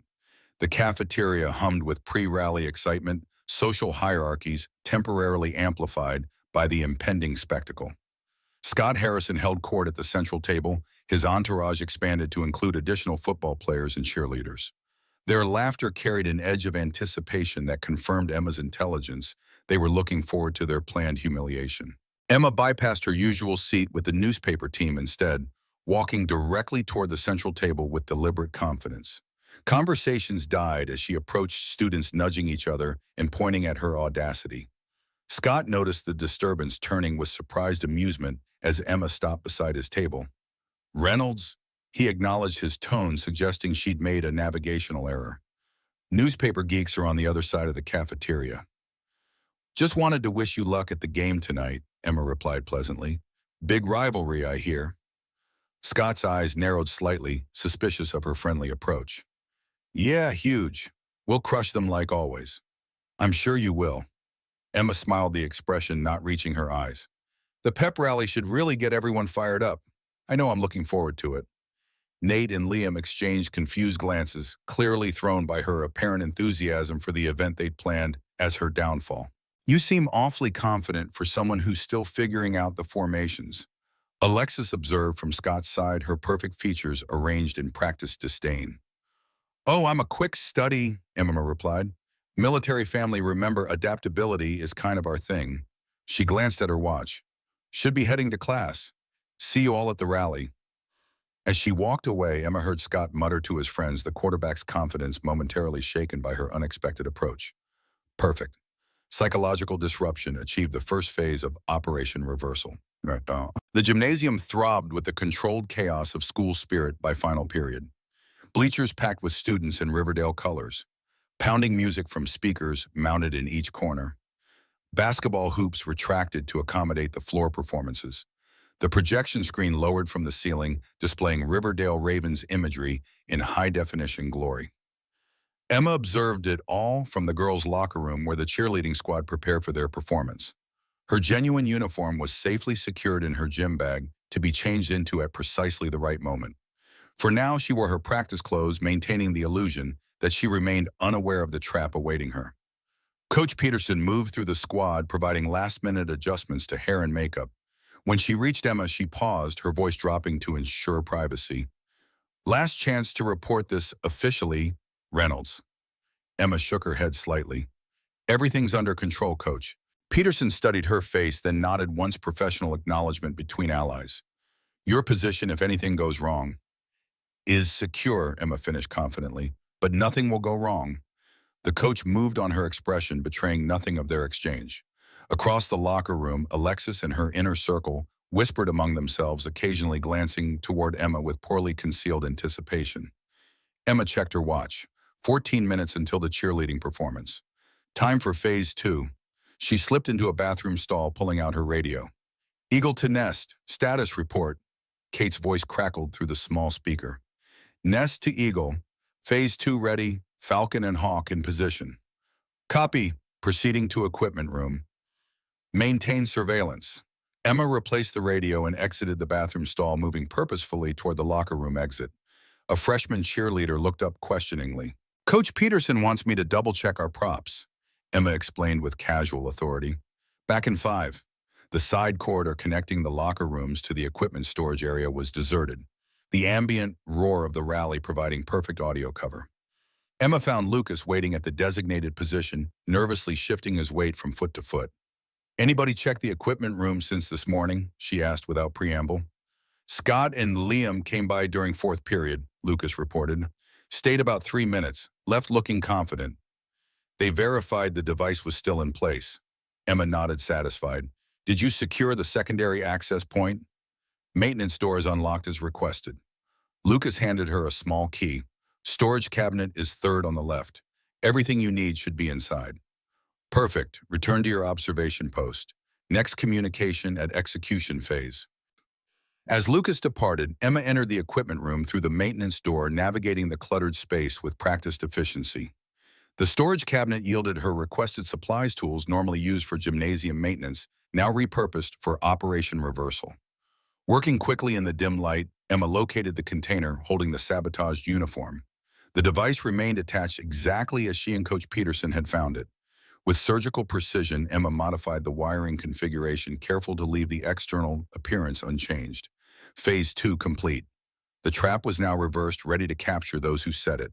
Emma secured the container exactly as she'd found it, leaving no evidence of her adjustments.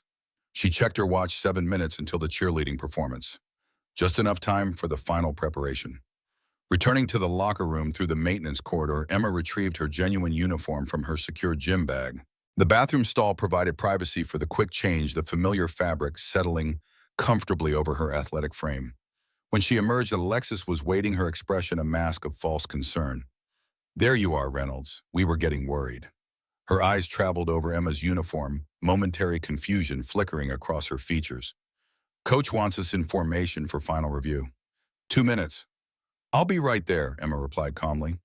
Alexis hesitated, clearly thrown by Emma's composed demeanor, then returned to the gathering squad. Emma took a deep breath, 4 counts in 4 counts. Hold 4 counts out, centering herself for the performance ahead. Phase 3 was about to begin. Duh. The cheerleading squad entered the gymnasium to thunderous applause, the bleachers vibrating with stomping feet and rhythmic clapping. Emma took her position in the 2nd row directly behind Alexis, exactly as Coach Peterson had directed. From this vantage point, she could observe the entire operation unfolding. Scott, Nate, and Liam positioned near the AV booth, Liam holding what appeared to be a small remote control partially concealed in his palm. The newspaper team strategically placed around the gymnasium, perimeter cameras and phones ready to document. Coach Peterson standing with arms crossed, her expression professionally neutral, despite her knowledge of the impending confrontation. The routine began with practiced precision, the squad moving through their choreography with synchronized energy. Emma executed each movement flawlessly, maintaining her position while tracking the football players' growing anticipation. As the performance approached the pyramid formation finale, Liam edged closer to the main floor remote control, now fully visible in his hand. Perfect positioning, maximum visibility, exactly as Emma had planned. The music reached its climactic buildup. The squad transitioned to pyramid formation, Emma taking her supporting position with textbook form. Out of the corner of her eye, she saw Liam raise the remote thumb poised over the activation button. The moment of truth arrived. Liam pressed the button with triumphant malice, eyes fixed on Emma's position in the formation. For a split second, nothing happened, a moment of confused anticipation as the saboteurs waited for their trap to spring. Then chaos erupted, not around Emma but at the AV booth. The modified wiring Emma had installed redirected the remote signal, activating the secondary device she'd planted during Phase 2. The gymnasium's projection system flared to life, but instead of the planned Riverdale Ravens imagery, the giant screen displayed security camera footage from the previous night. Scott, Nate, and Liam unloading the sabotaged uniform from the Range Rover, their faces clearly visible as they carried it into the gymnasium. Simultaneous with the video display, the gymnasium speakers emitted a high-pitched feedback squeal, the sound system temporarily hijacked by the same signal that was meant to trigger Emma's humiliation. The pyramid held firm, the cheerleaders maintaining their formation despite the unexpected audiovisual disruption. Emma remained in perfect position, her expression revealing nothing as she completed the routine alongside her stunned squad mates. From the AV booth, Scott's face had gone from confusion to horror to fury in rapid succession. Nate looked physically ill while Liam stared at the remote in his hand as if it had betrayed him personally. Across the gymnasium, David's camera captured every moment of their realization that their plan had catastrophically backfired. As the routine concluded and the squad struck their final pose, the projection screen abruptly returned to the standard Riverdale imagery.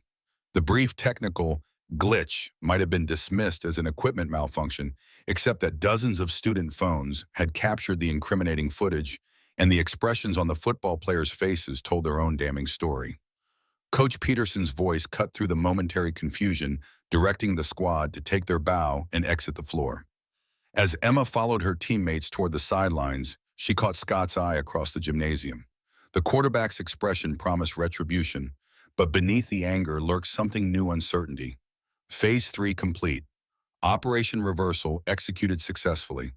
The battle for Riverdale High had reached its turning point. The immediate aftermath unfolded with the controlled chaos of a perfectly executed operation. Students buzzed about the strange technical glitch during the rally video clips already circulating on social media. Scott and his inner circle had vanished immediately after the performance, retreating to regroup and assess the damage. Emma changed quickly in the locker room, avoiding the confused questions from her squad mates. Coach Peterson caught her eye as she exited, giving an almost imperceptible nod of professional acknowledgement. The newspaper team waited at their designated extraction point, the journalism classroom now empty, as students headed home for the weekend. Kate practically vibrated with excitement as Emma entered. "That was incredible," she exclaimed. "How did you redirect the signal? The timing was perfect." "Simple frequency manipulation," Emma replied, though the technical execution had been anything but simple. The remote was designed to activate at close range. I just created an alternate receiver with a more powerful response mechanism. "The security footage was genius," Lucas added. "Where did it come from? I thought those cameras didn't work." "They don't," Emma confirmed. "That was Kate's footage from last night, formatted to look like security camera feed. David edited it during study hall."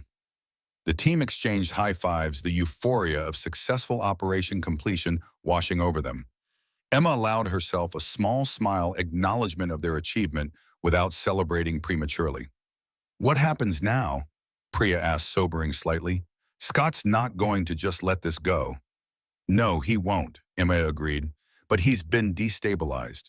His perfect record of successful intimidation is broken. That changes the dynamic." "He'll be more dangerous," Kate warned. "Wounded pride makes people do desperate things." Emma nodded, already factoring this into her strategic assessment. "That's why we're maintaining operational security. No one outside this room knows exactly what happened or how. Let them speculate." The team nodded their understanding. Operational discipline remained essential until the situation fully stabilized. "One more thing," Emma added, reaching into her bag. "Everyone needs to delete any direct evidence of our involvement from their phones. These are secure USB drives with encrypted backups of everything we've collected." She handed each team member a small flash drive. "Hide them somewhere safe. Insurance policy only." As the newspaper team filed out, each clutching their piece of the operational record, Kate lingered behind. "You know this isn't over, right? Scott Harrison doesn't lose. Not at Riverdale High. He's never faced someone with strategic training before," Emma replied simply. This was just the first engagement. Kate studied her new friend with undisguised admiration. "You really are something else, Reynolds.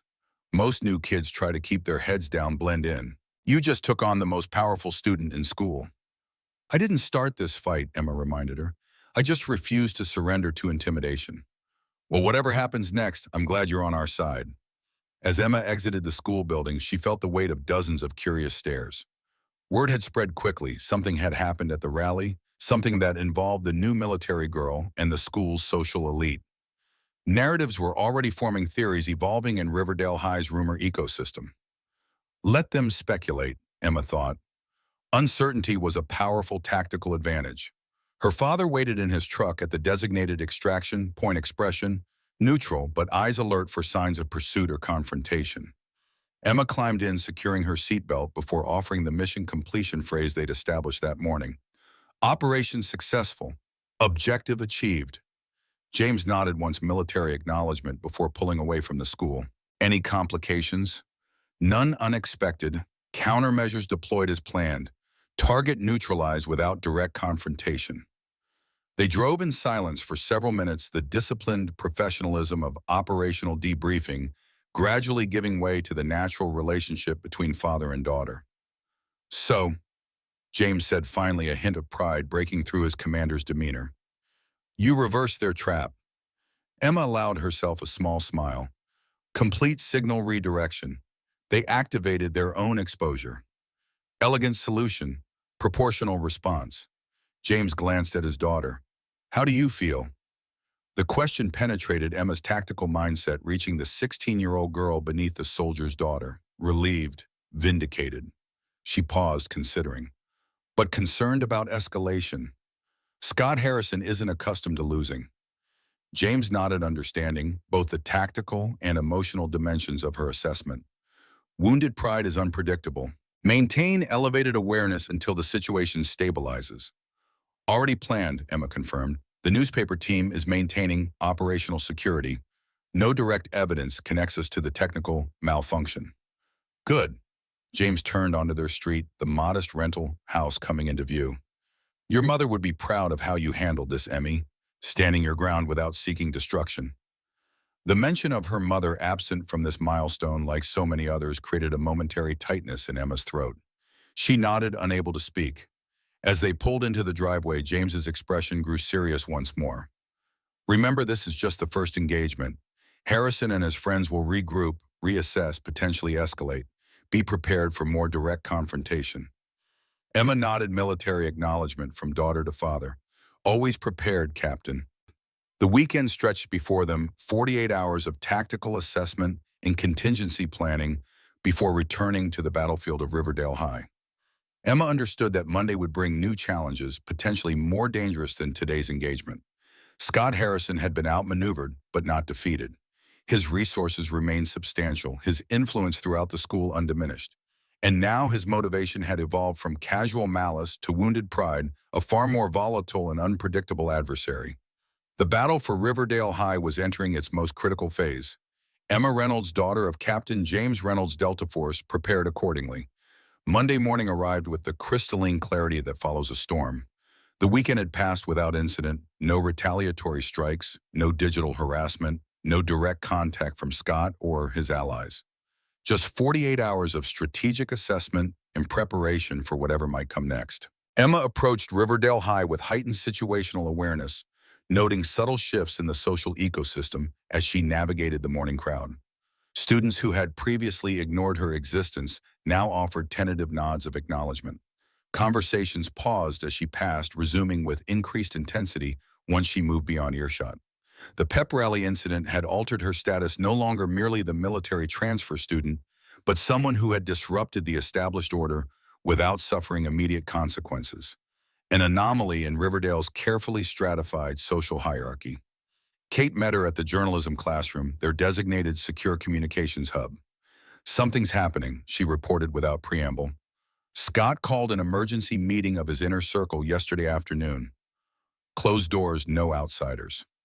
Expected, Emma replied, setting down her backpack. Strategic reassessment after operational failure. Standard procedure. And this feels different, Kate insisted. My sources say Scott was unusually calm during the meeting. Focused. Liam wanted immediate retaliation, but Scott shut him down. said they needed to be smart about this. Emma processed this intelligence, mentally adjusting her threat assessment. A calm, deliberate Scott Harrison represented a more dangerous adversary than an impulsively angry one.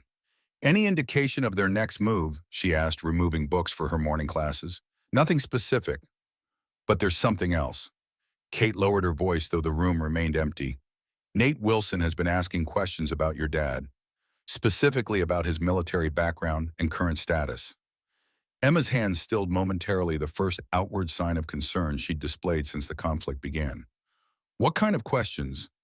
Where he served, what unit, whether he's still active duty or retired. Even asked if anyone knew if he had a security clearance.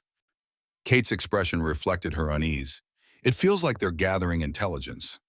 They are, Emma confirmed, her mind already processing potential objectives for such information gathering.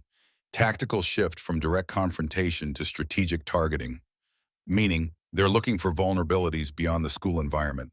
Emma resumed organizing her books with deliberate calm. Classic asymmetrical response when conventional approaches fail. Kate stared at her friend with renewed concern. You think they'd go after your dad somehow? Not directly, but information can be weaponized in various ways. Emma zipped her backpack with finality.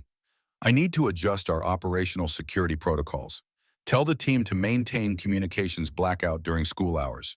No discussions of our countermeasures in public spaces.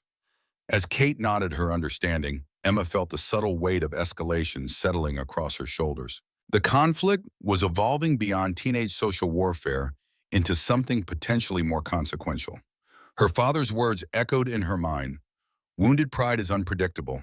Maintain elevated awareness until the situation stabilizes. The situation was far from stable, and Scott Harrison's pride had suffered its first significant wound. First period chemistry provided the initial direct contact with the opposition forces. Scott Harrison sat at his usual lab table, Nate beside him, their postures deliberately casual as Emma entered the classroom. Unlike previous encounters, Scott didn't immediately acknowledge her presence with sneers or whispered comments. Instead, he watched her with calculated assessment, the expression of someone recalibrating their approach to an unexpected obstacle. Emma took her assigned seat, maintaining situational awareness while appearing focused on organizing her materials for the day's experiment. The air between their lab stations crackled with unresolved tension, a tactical pause rather than a cessation of hostilities. Halfway through the period, as students conducted their individual experiments, Scott approached her lab station under the pretext of borrowing a beaker. Impressive technical skills, Reynolds, he said quietly, his tone conversational rather than confrontational. The pep rally, clean execution. Emma continued measuring chemicals with methodical precision. I don't know what you're talking about, Harrison. There was some kind of AV malfunction from what I heard. Right, malfunction. Scott's smile didn't reach his eyes. Thing about malfunctions, they tend to reveal structural weaknesses in the system. Opportunities for improvement. Sounds like an engineering problem, not really my area. No, your area seems to be tactical response. Wonder where you learned that. Scott leaned closer, voice dropping further. Interesting family you have. Your dad decorated operator from what I hear. Multiple deployments, the kind of career that leaves marks. Emma's hand remained steady as she added solution to her beaker, but her internal alert system elevated to maximum. The implied threat toward her father crossed a boundary she hadn't anticipated Scott would target so directly. Chemistry, Mr. Harrison, Mrs. Winters called from across the room. Not social hour, back to your station, please. Scott straightened the mask of casual conversation replaced by his usual confident smile. Just borrowing supplies, Mrs. Winters, being neighborly. As he returned to his lab station, Emma completed her experiment with outward calm that belied her internal strategic recalculation. Scott had just radically altered the engagement parameters, escalating from school-based conflict to potential targeting of family vulnerabilities. The battle for Riverdale High had entered dangerous new territory. By lunchtime, Emma had developed a modified response strategy, one that accounted for Scott's apparent willingness to extend the conflict beyond school boundaries. The newspaper team gathered at their usual table, awaiting her assessment with the nervous anticipation of junior analysts at a crisis briefing. They're shifting tactics, Emma explained, keeping her voice low despite the cafeteria's ambient noise. Moving from direct confrontation to intelligence gathering and implied threats. Against your dad, David asked, disbelief evident in his tone. That's crossing a major line. It's also stupid, Lucas added. Your father is literally a special forces operator. Who threatens someone like that?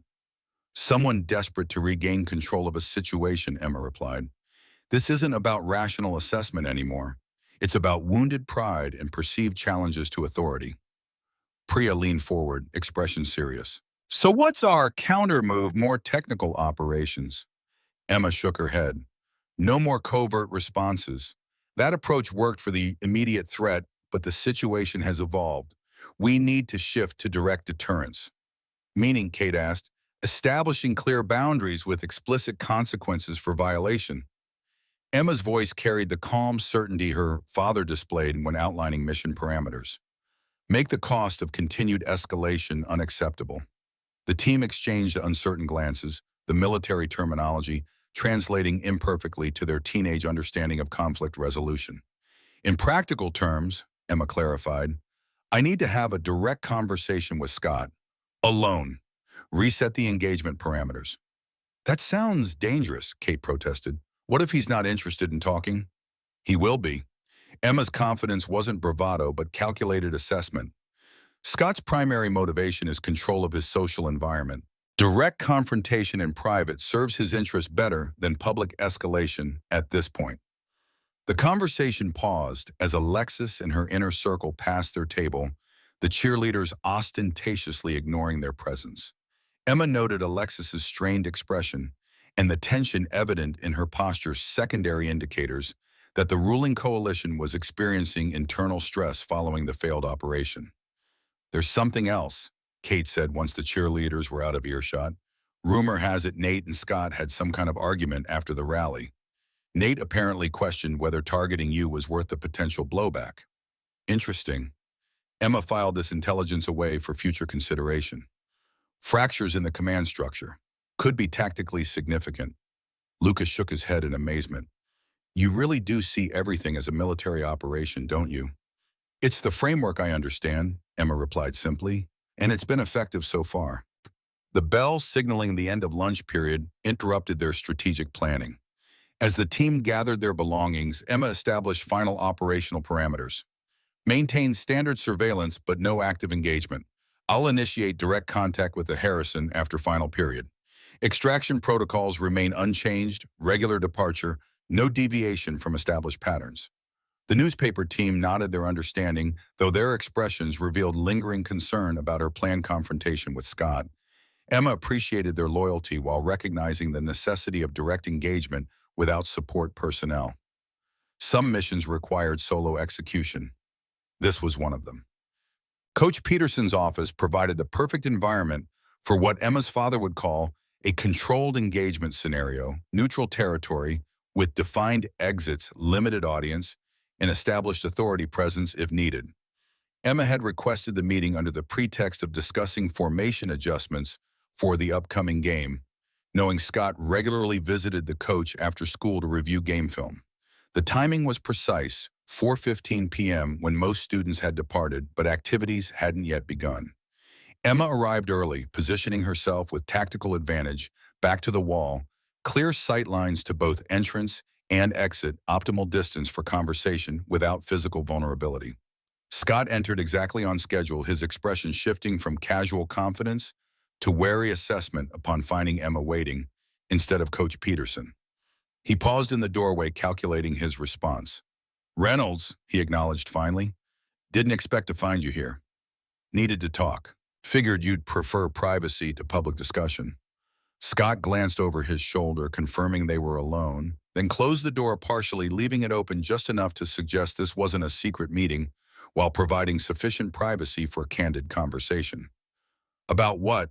He asked, though his tone indicated he already knew. New parameters, Emma replied, maintaining direct eye contact. Current escalation trajectory is unsustainable for both parties. Time to establish boundaries. Scott's eyebrows rose slightly at her directness. He leaned against the coach's desk, arms crossed in a posture of casual authority that didn't quite mask his tension. Interesting perspective from someone who redirected a remote signal to broadcast private footage to the entire school. Proportional response to planned public humiliation, Emma countered evenly. Tactical neutralization of immediate threat, military terminology, Scott noted. Like father, like daughter, I guess. My background isn't relevant to this discussion. What matters is next steps. Emma maintained her position, neither advancing nor retreating. You've escalated to gathering intelligence on my family. That crosses an operational boundary. Scott studied her for a long moment, his calculated assessment evident behind his practiced confidence. You're not like other targets, are you, Reynolds? Most people would be crying to the principal by now, begging for intervention. I'm not most people, clearly. A hint of genuine respect flickered across his features before disappearing behind his mask of control. So what are these parameters you want to establish? Simple. School remains the operational theater. Family off-campus activities and personal history are excluded from engagement. Violation of these boundaries triggers non-negotiable escalation to official channels with full disclosure of all prior incidents. Scott's laugh held little humor. You're actually proposing rules of engagement, like this is some kind of military exercise. Conflict resolution requires clear boundaries with defined consequences. Emma replied, her father's training evident in every measured word. You're intelligent enough to recognize that unconstrained escalation serves neither of our interests. And what exactly do you think my interests are, Reynolds? Maintaining social dominance without administrative intervention, preserving your reputation and influence through graduation, securing your athletic scholarship opportunities. Emma's assessment was clinical, not accusatory. All objectives jeopardized by expanding this conflict beyond containable parameters. Scott pushed away from the desk, moving to stand directly before her, using his height advantage in the classic intimidation posture Emma had observed numerous times. She remained seated, unimpressed by the physical display. You've done your homework, he conceded, his voice hardening, but you've missed something important. I don't lose. Not at Riverdale High, not to anyone, and certainly not to some military brat who thinks she can waltz in and disrupt the natural order. This isn't about winning or losing, Emma countered. It's about establishing mutual deterrence. You stop targeting me, I stop exposing your methods. Basic conflict containment. And if I decide these parameters don't work for me, Emma met his gaze with calm certainty. Then I apply my father's primary tactical principle, overwhelming response to clear provocation. Every incident documented, every participant identified, every method exposed to authorities both within and beyond the school. She reached into her bag, removing a sealed envelope, which she placed on the desk between them. Including this comprehensive documentation of the sabotaged uniform incident, technical specifications of the remote-controlled device, and witness statements confirming your involvement in its placement, currently secured with third parties to be released only if further escalation occurs. Scott stared at the envelope, his confident facade momentarily fractured by genuine concern. You're bluffing. Military families don't bluff, Harrison. We prepare contingencies. Emma stood maintaining optimal distance while establishing eye-level engagement. Your move, continue escalation and face potential administrative consequences that would impact your college prospects, or accept containment parameters and preserve your position. The office fell silent as Scott processed her ultimatum, his expression cycling through anger, calculation, and finally reluctant reassessment. When he spoke again, his voice carried the measured tone of someone recognizing a strategic stalemate. You know, Reynolds, most people would have just transferred schools by now. Reynolds don't quit, Emma replied simply. We adapt and overcome. Scott's laugh held genuine amusement this time. Your dad's catchphrase, I'm guessing, family motto. He studied her with newfound consideration, the evaluation of an opponent worthy of tactical respect rather than casual dismissal. Fine, school boundaries only, no family targeting. But understand something, Reynolds, this doesn't make us friends. You're still an outsider disrupting established systems. Never expected friendship, just professional coexistence.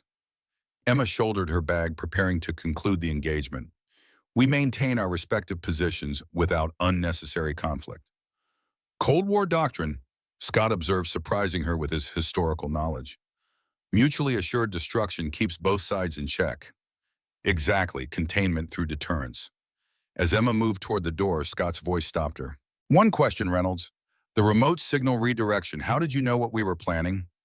Emma allowed herself a small smile, the first genuine expression she'd shown during their confrontation.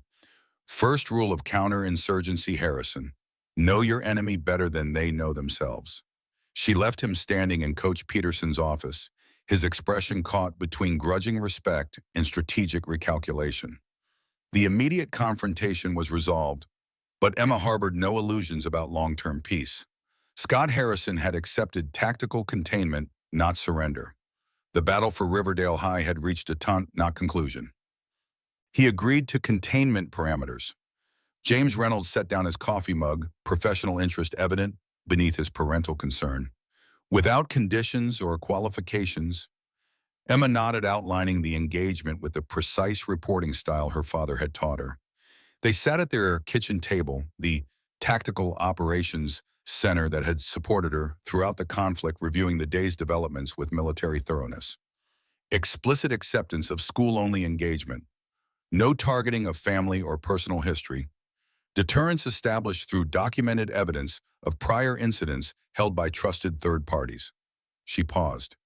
He recognized the Cold War parallel himself. Showed more strategic awareness than I'd anticipated. James nodded thoughtfully. Harrison Motors is a defense contractor subsidiary. His father likely discusses similar concepts at home. He studied his daughter's face, looking beyond her tactical composure to the emotional undercurrents beneath. How do you assess the sustainability of this arrangement? Temporary equilibrium, Emma replied honestly. Harrison maintains too much institutional power for permanent resolution without fundamental system change. But containment should hold through the critical adjustment period, meaning until you've established sufficient social integration to withstand renewed pressure. Exactly. Emma smiled slightly at her father's quick understanding. I've secured my position on the cheerleading squad through demonstrated capability. The newspaper team provides intelligence support and social alliance. Coach Peterson offers limited but significant authority protection. James nodded, military assessment transitioning to paternal pride. Effective coalition building.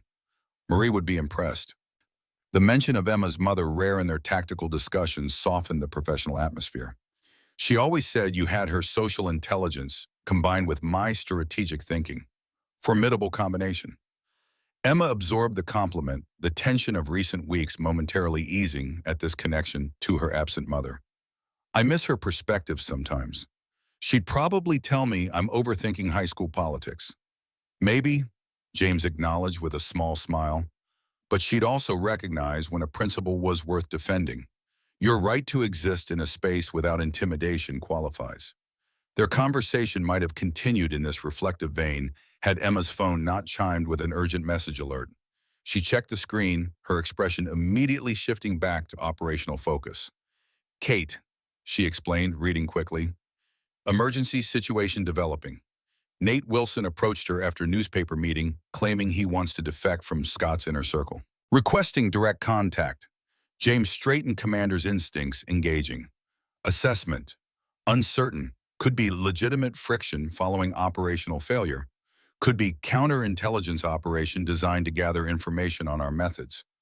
Emma was already reaching for her notebook. Requesting meeting tomorrow morning before classes. Neutral territory, public setting. Proceed with caution, James advised. Verify intentions before sharing operational details. Establish clear communication protocols. Emma nodded, typing her response to Kate with careful wording that revealed nothing of their contingency planning. As she set down her phone, the weight of continued vigilance settled across her shoulders once more. I thought establishing parameters would create breathing room, she admitted, rare uncertainty creeping into her voice. Instead, it's just shifting the battlefield dynamics. James reached across the table, covering her hand with his own, the gesture of a father rather than a commanding officer. That's the reality of conflict resolution, Emmy. Peace requires more vigilance than war. Anyone can fight. Maintaining equilibrium takes true skill. Emma absorbed this wisdom, drawing strength from her father's understanding. The battle for Riverdale High continued its form evolving rather than concluding. Adaptation remained essential. Reynolds don't quit, they adapt and overcome. The local coffee shop, 2 blocks from Riverdale High, served as neutral meeting ground, public enough for safety, quiet enough for private conversation. Emma arrived 20 minutes early, selecting a corner table with clear sight lines to all entrances and exits. Basic protective positioning, just as her father had taught her. Kate accompanied her as both witness and intelligence support, nervously stirring her latte as they waited for Nate Wilson's arrival. "Are you sure about this?" she asked for the third time. "What if it's a trap? Then we gather intelligence on their counter strategy and adjust accordingly." Emma's calm was genuine rather than affected. "But my assessment suggests legitimate fracturing in Scott's command structure. The failed operation damaged his aura of invincibility." "Nate's always been Scott's enforcer," Kate pointed out. "His family doesn't have Harrison money or connections. He needs Scott's protection more than the others, which makes his potential defection more significant," Emma countered. "High-risk decision indicating substantial motivational shift." Further analysis was interrupted by Nate's arrival precisely on time without backup, his usual confident swagger replaced by uncharacteristic wariness as he surveyed the coffee shop. Emma noted his disheveled appearance and the dark circles under his eyes, physical indicators of stress consistent with internal conflict. He spotted them and approached cautiously, his 6'3" frame looking somehow diminished without his usual Letterman jacket and entourage. "Reynolds," he acknowledged, nodding to Kate without greeting. "Thanks for meeting." "You indicated urgent communication needs," Emma replied neutrally. "Parameters established for preliminary discussion only." Nate glanced around the coffee shop before sliding into the chair opposite them. "Always with the military talk," he muttered. "No wonder Scott's freaking out." Emma waited silently, allowing the uncomfortable pause to draw out information, an interrogation technique her father had explained during one of their weekend training sessions. The tactic worked. Nate fidgeted under her steady gaze and sighed heavily. "Look, I need to know something. That envelope you showed Scott yesterday, how much evidence do you actually have about the uniform thing?" Kate's eyes widened slightly, confirming Emma's suspicion that information was flowing freely through Riverdale's social channels despite their operational security measures. "Sufficient documentation to establish responsibility for all participants," Emma replied carefully. "Why?" Nate ran a hand through his hair, genuine distress evident in the gesture. "Because Scott's not honoring your parameters or whatever. He's planning something bigger, and I want out before it blows up." Emma's expression remained neutral, but her internal alert system elevated to maximum. "Explain." "He was calm after your meeting yesterday. Too calm. Then he called Liam and me over to his house last night." Nate leaned forward, lowering his voice. "Scott's father has connections at State University Athletics Department. Scott wants to use those connections to create problems for your dad's retirement paperwork. Something about security clearance reviews and character investigations." The targeting of her father's military career represented significant escalation, precisely what their containment parameters had been designed to prevent. Emma's mind rapidly assessed potential countermeasures while maintaining her outward composure. "That violates our established agreement," she noted, voice steady despite the internal alarm. "Yeah, well, Scott doesn't see it that way. Says your dad's military career is fair game since you used military tactics against him." Nate's expression reflected genuine concern. "Look, I'm not proud of the stuff we've done. The uniform thing was supposed to be a prank, not whatever it turned into. But messing with someone's military record, that crosses a line." Emma studied him carefully, assessing sincerity versus potential manipulation. "Why tell me this?" "Your position in Scott's hierarchy depends on loyalty." "Because my dad served too," Nate admitted quietly. "Army. 2 tours in Afghanistan. Nobody at school knows because it doesn't fit the image Scott expects us to maintain. But I know what military families sacrifice. Targeting your dad's career isn't a high school prank, it's potentially criminal." The personal revelation shifted Emma's assessment substantially. Nate wasn't merely a defector seeking protection, but a principled objector to a specific escalation threshold. The military connection provided genuine motivation for his break with Scott's leadership. "When is Scott planning to initiate this?" she asked. "Tonight. His dad has some charity dinner with university officials. Scott's going to bring up concerns about unstable veteran behavior he's witnessed from your father. Nate's disgust was evident. Complete fabrication, but Scott's convinced it will trigger some kind of review process that would delay your dad's retirement processing.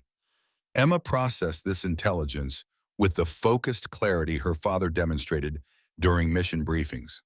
The threat was credible, the timeline immediate, the potential impact significant. "Thank you for this information," she said finally. "Your integrity is noted and appreciated." Nate shifted uncomfortably at the formal acknowledgement. "So what are you going to do?" "Scott's not going to back down just because I warned you." "Appropriate countermeasures will be implemented," Emma replied, already formulating her response strategy. "Your position remains secure. For now, Scott doesn't suspect anything yet." Nate hesitated. "But once you respond, he'll know someone leaked the plan." "Plausible deniability will be maintained for your protection." Emma stood, signaling the end of the meeting. "No direct action will connect back to this conversation." As Nate departed, visibly relieved yet still anxious, Kate turned to Emma with wide eyes.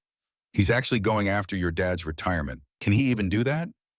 "Unlikely to succeed, but the attempt itself could create paperwork delays and unnecessary scrutiny." Emma gathered her belongings with focused efficiency. "Tactical response required. Immediate communication with command." "Command?" Kate echoed, confused. "You mean your dad?" "In this case, yes." Emma's expression shifted to the resolute determination that had become familiar to her allies. "Scott Harrison has miscalculated significantly. Time to demonstrate the consequences of targeting a Delta Force family." James Reynolds received the intelligence briefing with the calm focus that had guided special operations teams through far more dangerous situations than high school politics. As Emma outlined Scott's planned interference with his retirement, processing his expression remained neutral, only the slight tightening around his eyes indicating his assessment of the threat. "Timeline confirmed," he asked when she finished. "Multiple sources verify the charity dinner occurs tonight at 7 p.m. University Athletic Department officials will be present, including the Dean of Admissions." Emma referenced her notes with military precision. "Scott's father, Richard Harrison, serves on the University Foundation Board with significant influence over athletic scholarship decisions." James nodded, processing the tactical situation. "And Scott's specific allegation, fabricated claims of concerning behavior observed during his interactions with you. Suggestion of potential PTSD or anger management issues that might warrant additional evaluation before security clearance transfer to civilian status." A flash of cold anger crossed James's weathered features before professional discipline reasserted control. "Direct targeting of military service record. Significant escalation beyond established parameters." "Yes, sir." Emma maintained formal reporting structure, recognizing her father had shifted fully into operational mode. "Recommended response." James considered for a long moment, various countermeasures clearly being evaluated behind his focused gaze. When he spoke, his voice carried the quiet certainty that had made him an effective special operations commander. "Preemptive direct engagement. Richard Harrison, not Scott. Establish clear boundaries with explicit consequences for violation." He checked his watch. "The charity dinner is at the Greystone Hotel Ballroom." "Yes, sir. Black tie event starting at 7. James nodded, decision made. "I'll handle this personally. No delegation." Emma processed this directive with momentary concern. "Sir, if I may suggest, this isn't your operation anymore, Emmy." Her father's voice softened, commander transitioning to parent. "When they target family, family responds. Not your responsibility to manage." "But my actions precipitated this escalation," Emma protested. "I should be part of the response strategy." James shook his head, his expression combining paternal protection with professional assessment. "Scott Harrison crossed a fundamental boundary. Targeting a service member's record goes beyond high school conflict into potential legal territory. This requires a deluxe intervention." Emma recognized the definitiveness in her father's tone, the same voice that had ended discussions about particularly dangerous deployments when she was younger. She nodded once military acknowledgement. "Understood, sir. What's my assignment?" James's expression softened further at her automatic acceptance of command structure. "Maintain normal operations, no deviation from established patterns. If Scott attempts contact standard communication protocols, only no engagement on substantive issues. And contingency planning if direct engagement fails? Already established. James stood signaling the end of the briefing. But it won't fail. Richard Harrison may tolerate his son's high school power games, but he won't risk his corporate reputation or university relationships over fabricated allegations against a decorated veteran. As her father left to prepare for his mission, Emma remained at the kitchen table reviewing their operational history with critical assessment.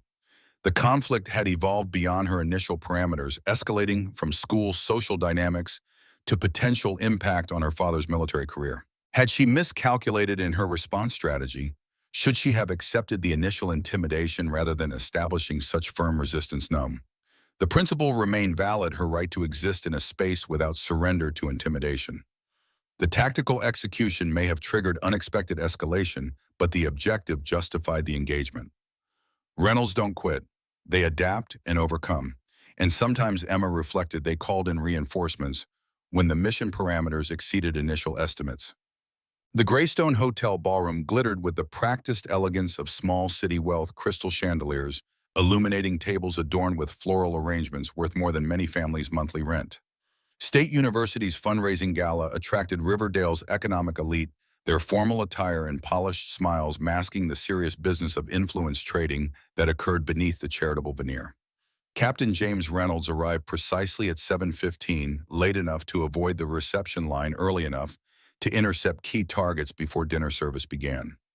His dress uniform, rarely worn since his transfer to training operations, drew appreciative glances and respectful nods as he navigated the crowded space. Military honors spoke their own language of sacrifice and service, even among civilians who had never experienced combat. The combat infantryman badge, Bronze Star, and Purple Heart ribbon on his chest opened conversations without words needing to be spoken. James located Richard Harrison with practiced efficiency. The car dealership magnate held court near the bar, surrounded by university administrators and local business leaders. Scott stood nearby, uncomfortably formal in his rented tuxedo, clearly present for the networking opportunities rather than charitable interests. Perfect positioning for the necessary engagement. James approached with deliberate visibility, his military bearing creating a natural path through the crowded ballroom. Conversations paused as he passed the distinctive uniform, drawing attention in the civilian gathering. Richard Harrison noticed his approach first, professional smile faltering momentarily as he registered the unexpected military presence. Scott's recognition came seconds later, his expression shifting from confusion to alarm as he identified Emma's father. "Mr. Harrison," James acknowledged, extending his hand with perfect professional courtesy. "Captain James Reynolds, United States Army. Might I have a word?" Richard recovered quickly, businessman's instincts engaging as he assessed the potential implications of a uniformed officer at his social event. "Captain Reynolds, of course. I don't believe we've had the pleasure." "No, sir, but I believe our children are well acquainted." James's tone remained pleasant, his posture relaxed despite the underlying tension. "Scott and my daughter Emma are classmates at Riverdale High."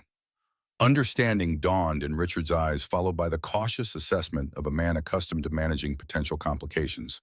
"I see. Scott has mentioned Emma, I believe. New student this year?" "Yes, sir. We recently relocated following my retirement processing." James maintained direct eye contact, establishing clear communication parameters. "Which is actually the matter I hope to discuss briefly. Perhaps somewhere more private." Richard glanced at his son, whose expression had shifted from alarm to carefully controlled neutrality. "Is there some concern regarding the children's interactions, Captain?" "Not a concern so much as a matter requiring clarity," James replied smoothly, "particularly regarding certain planned communications about my military service record." The precision of this reference, clearly indicating specific knowledge rather than general concern, registered immediately in Richard's assessment. His expression hardened slightly as he turned to his son.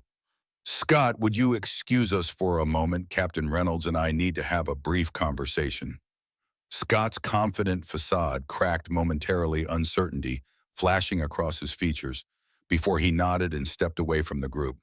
Richard guided James toward a quieter corner of the ballroom, maintaining the appearance of casual conversation despite the evident tension. I assume there's a specific reason you've appeared at my fundraising event in full-dress uniform, Captain Reynolds, Richard said once they were relatively isolated. Perhaps you could clarify the situation. James nodded, maintaining professional courtesy while establishing clear boundaries. I'll be direct, Mr. Harrison. I've received reliable intelligence that Scott plans to suggest to university officials this evening that I'm experiencing PTSD or related issues that might impact my retirement security clearance processing. Richard's expression remained carefully neutral, though his posture stiffened slightly, a businessman assessing potential liability rather than denying allegations. That's quite a specific claim, Captain. May I ask the source of this information? Protected by operational security protocols, James replied evenly, but verified through multiple channels. A flicker of genuine concern crossed Richard's features, quickly masked by practiced composure. Even if such a conversation were planned, which I neither confirm nor deny, what exactly is your interest in preempting it? Clarity regarding consequences, James stated simply. Fabricated allegations against a service member's mental health or security clearance status potentially constitute defamation with legal implications. Additionally, attempting to interfere with federal processing of military retirement documentation could trigger investigative involvement from agencies beyond local jurisdiction. The implied threat, professional rather than personal, registered clearly in Richard's assessment. His businessman's calculation of risk versus reward was evident in his measured response. I appreciate your directness, Captain Reynolds, and your decision to address this privately rather than through other channels. He paused, choosing his next words carefully. I understand there have been some social adjustments as your daughter integrates into Riverdale High's established community. Social adjustment is expected with any transfer, James acknowledged. Targeted intimidation crosses that boundary into unacceptable territory, just as allegations against a service member's record cross from teenage conflict into potential legal consequences. Richard studied James with newfound respect, recognizing the controlled precision that marked an experienced combat operator. This wasn't an agitated parent demanding special treatment, but a professional establishing clear operational parameters. I see. Richard's decision was visible in his slight nod, risk assessment, complete defensive positioning established. Rest assured, Captain Reynolds, no discussions regarding your military service or retirement processing will occur this evening or any other. I appreciate you bringing this matter to my attention directly. Appreciated, sir. James maintained formal military courtesy. I believe our children can manage their own social dynamics without adult escalation. School boundaries seem appropriate for teenage developmental processes. Agreed. Richard extended his hand once more. Thank you for your service, Captain. I'm sure we won't need to have this conversation again. The handshake sealed their understanding, a professional agreement between adults who recognize the appropriate containment of conflict to its proper sphere. As James departed the ballroom with military efficiency, he noted Scott watching from across the room, the teenager's expression caught between anger and apprehension. Mission accomplished. Parameters established. Escalation contained. Emma was waiting in the kitchen when her father returned, tactical patience masking her concern as she assessed his expression for mission outcome indicators. James removed his service cap, placing it on the counter with precise care before meeting his daughter's questioning gaze. Objective achieved, he reported simply. Direct engagement with primary target. Clear boundaries established with explicit consequences for violation. Emma's shoulders relaxed fractionally, the first outward sign of the tension she'd carried throughout the evening. Richard Harrison acknowledged the parameters.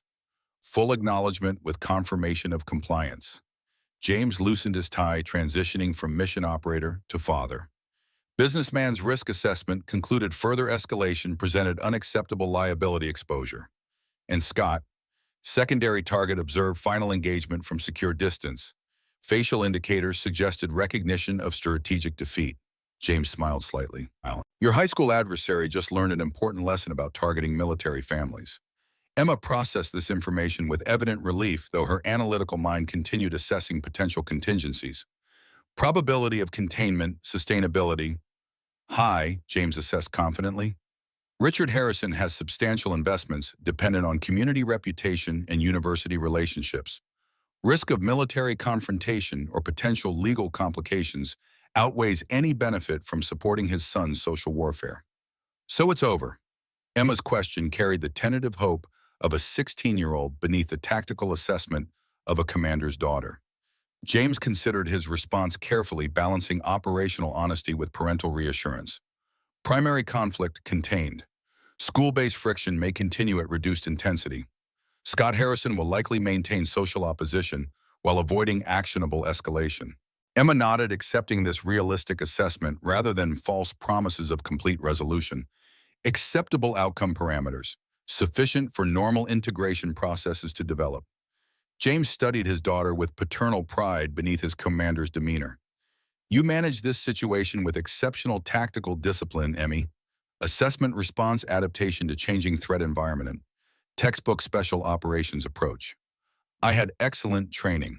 Emma acknowledged, a small smile breaking through her professional composure. Yes, but the execution was all yours. James moved to the refrigerator, operational debriefing, transitioning to normal family evening. Your mother would say we both overthought a teenage social problem, but she'd be proud of your principles. The mention of her mother absent from this milestone, like so many others, created a momentary tightness in Emma's throat. I wish she could have seen Riverdale. Help me navigate all this. She did, James replied gently. Every time you refused to be intimidated. Every time you protected others while defending your position. Marie's strength is in you, Emmy. Always has been. The kitchen fell quiet as they absorbed this shared connection to the woman whose absence shaped their family as profoundly as her presence once had. After a moment, James checked his watch. Military precision even in domestic routines. Operational debrief complete. Recommended actions, standard evening protocols, adequate rest before tomorrow's engagement. Emma smiled at his deliberate use of military terminology, her father's way of lightening the moment while honoring their shared language. Copy that, Captain. Mission parameters for tomorrow. Standard school operations. Maintain vigilance without expectation of immediate hostilities. Intelligence gathering regarding opposition response to primary target engagement. As Emma headed upstairs to prepare for bed, James remained in the kitchen, methodically hanging his dress uniform with the care ingrained by decades of military service. The ribbons and badges that had opened doors at the charity event represented more than professional achievements. They embodied the principles he tried to instill in his daughter. Courage under fire, discipline in chaos, protection of those who couldn't protect themselves. Emma had applied those principles to her own battlefield with the same precision he had once brought to combat operations. Different terrain, different adversaries, but the fundamental dynamics remain constant. Reynolds don't quit. They adapt and overcome. Monday morning arrived with the crystalline clarity that follows resolution. Emma approached Riverdale High with measured confidence, not the aggressive posturing of victory, but the quiet certainty of established boundaries. The school's social ecosystem reflected immediate adjustment to the weekend's developments. Students who had previously avoided direct acknowledgement now offered tentative greetings. Conversations no longer paused dramatically as she passed, replaced by the normal ebb and flow of teenage social interaction. Most significantly, Scott Harrison and his inner circle maintained visible distance, not fleeing her approach, but clearly establishing non-engagement protocols. When their paths crossed in the main hallway, Scott offered a single curt nod, grudging acknowledgement of mutual deterrence rather than friendly recognition. Kate intercepted Emma at her locker, practically vibrating with curiosity. What happened? Scott's acting weird, and Nate just told me all operations against you have been officially terminated. Something about respecting school boundaries and focusing on athletic priorities. Emma arranged her textbooks with methodical precision. Parameters established, escalation contained, normal operations resuming. That's it. That's all I get after a weekend of radio silence. Kate's frustration was evident beneath her excitement. Nate said Scott had some kind of family intervention that changed everything. Appropriate adult engagement regarding appropriate boundaries. Emma confirmed without elaboration. The specifics aren't tactically relevant to current operations. Kate stared at her friend with mingled exasperation and admiration. You know, most people would be celebrating a victory over Scott Harrison, maybe gloating a little, You're acting like you just completed a standard mission, because that's exactly what happened. Emma closed her locker with quiet finality.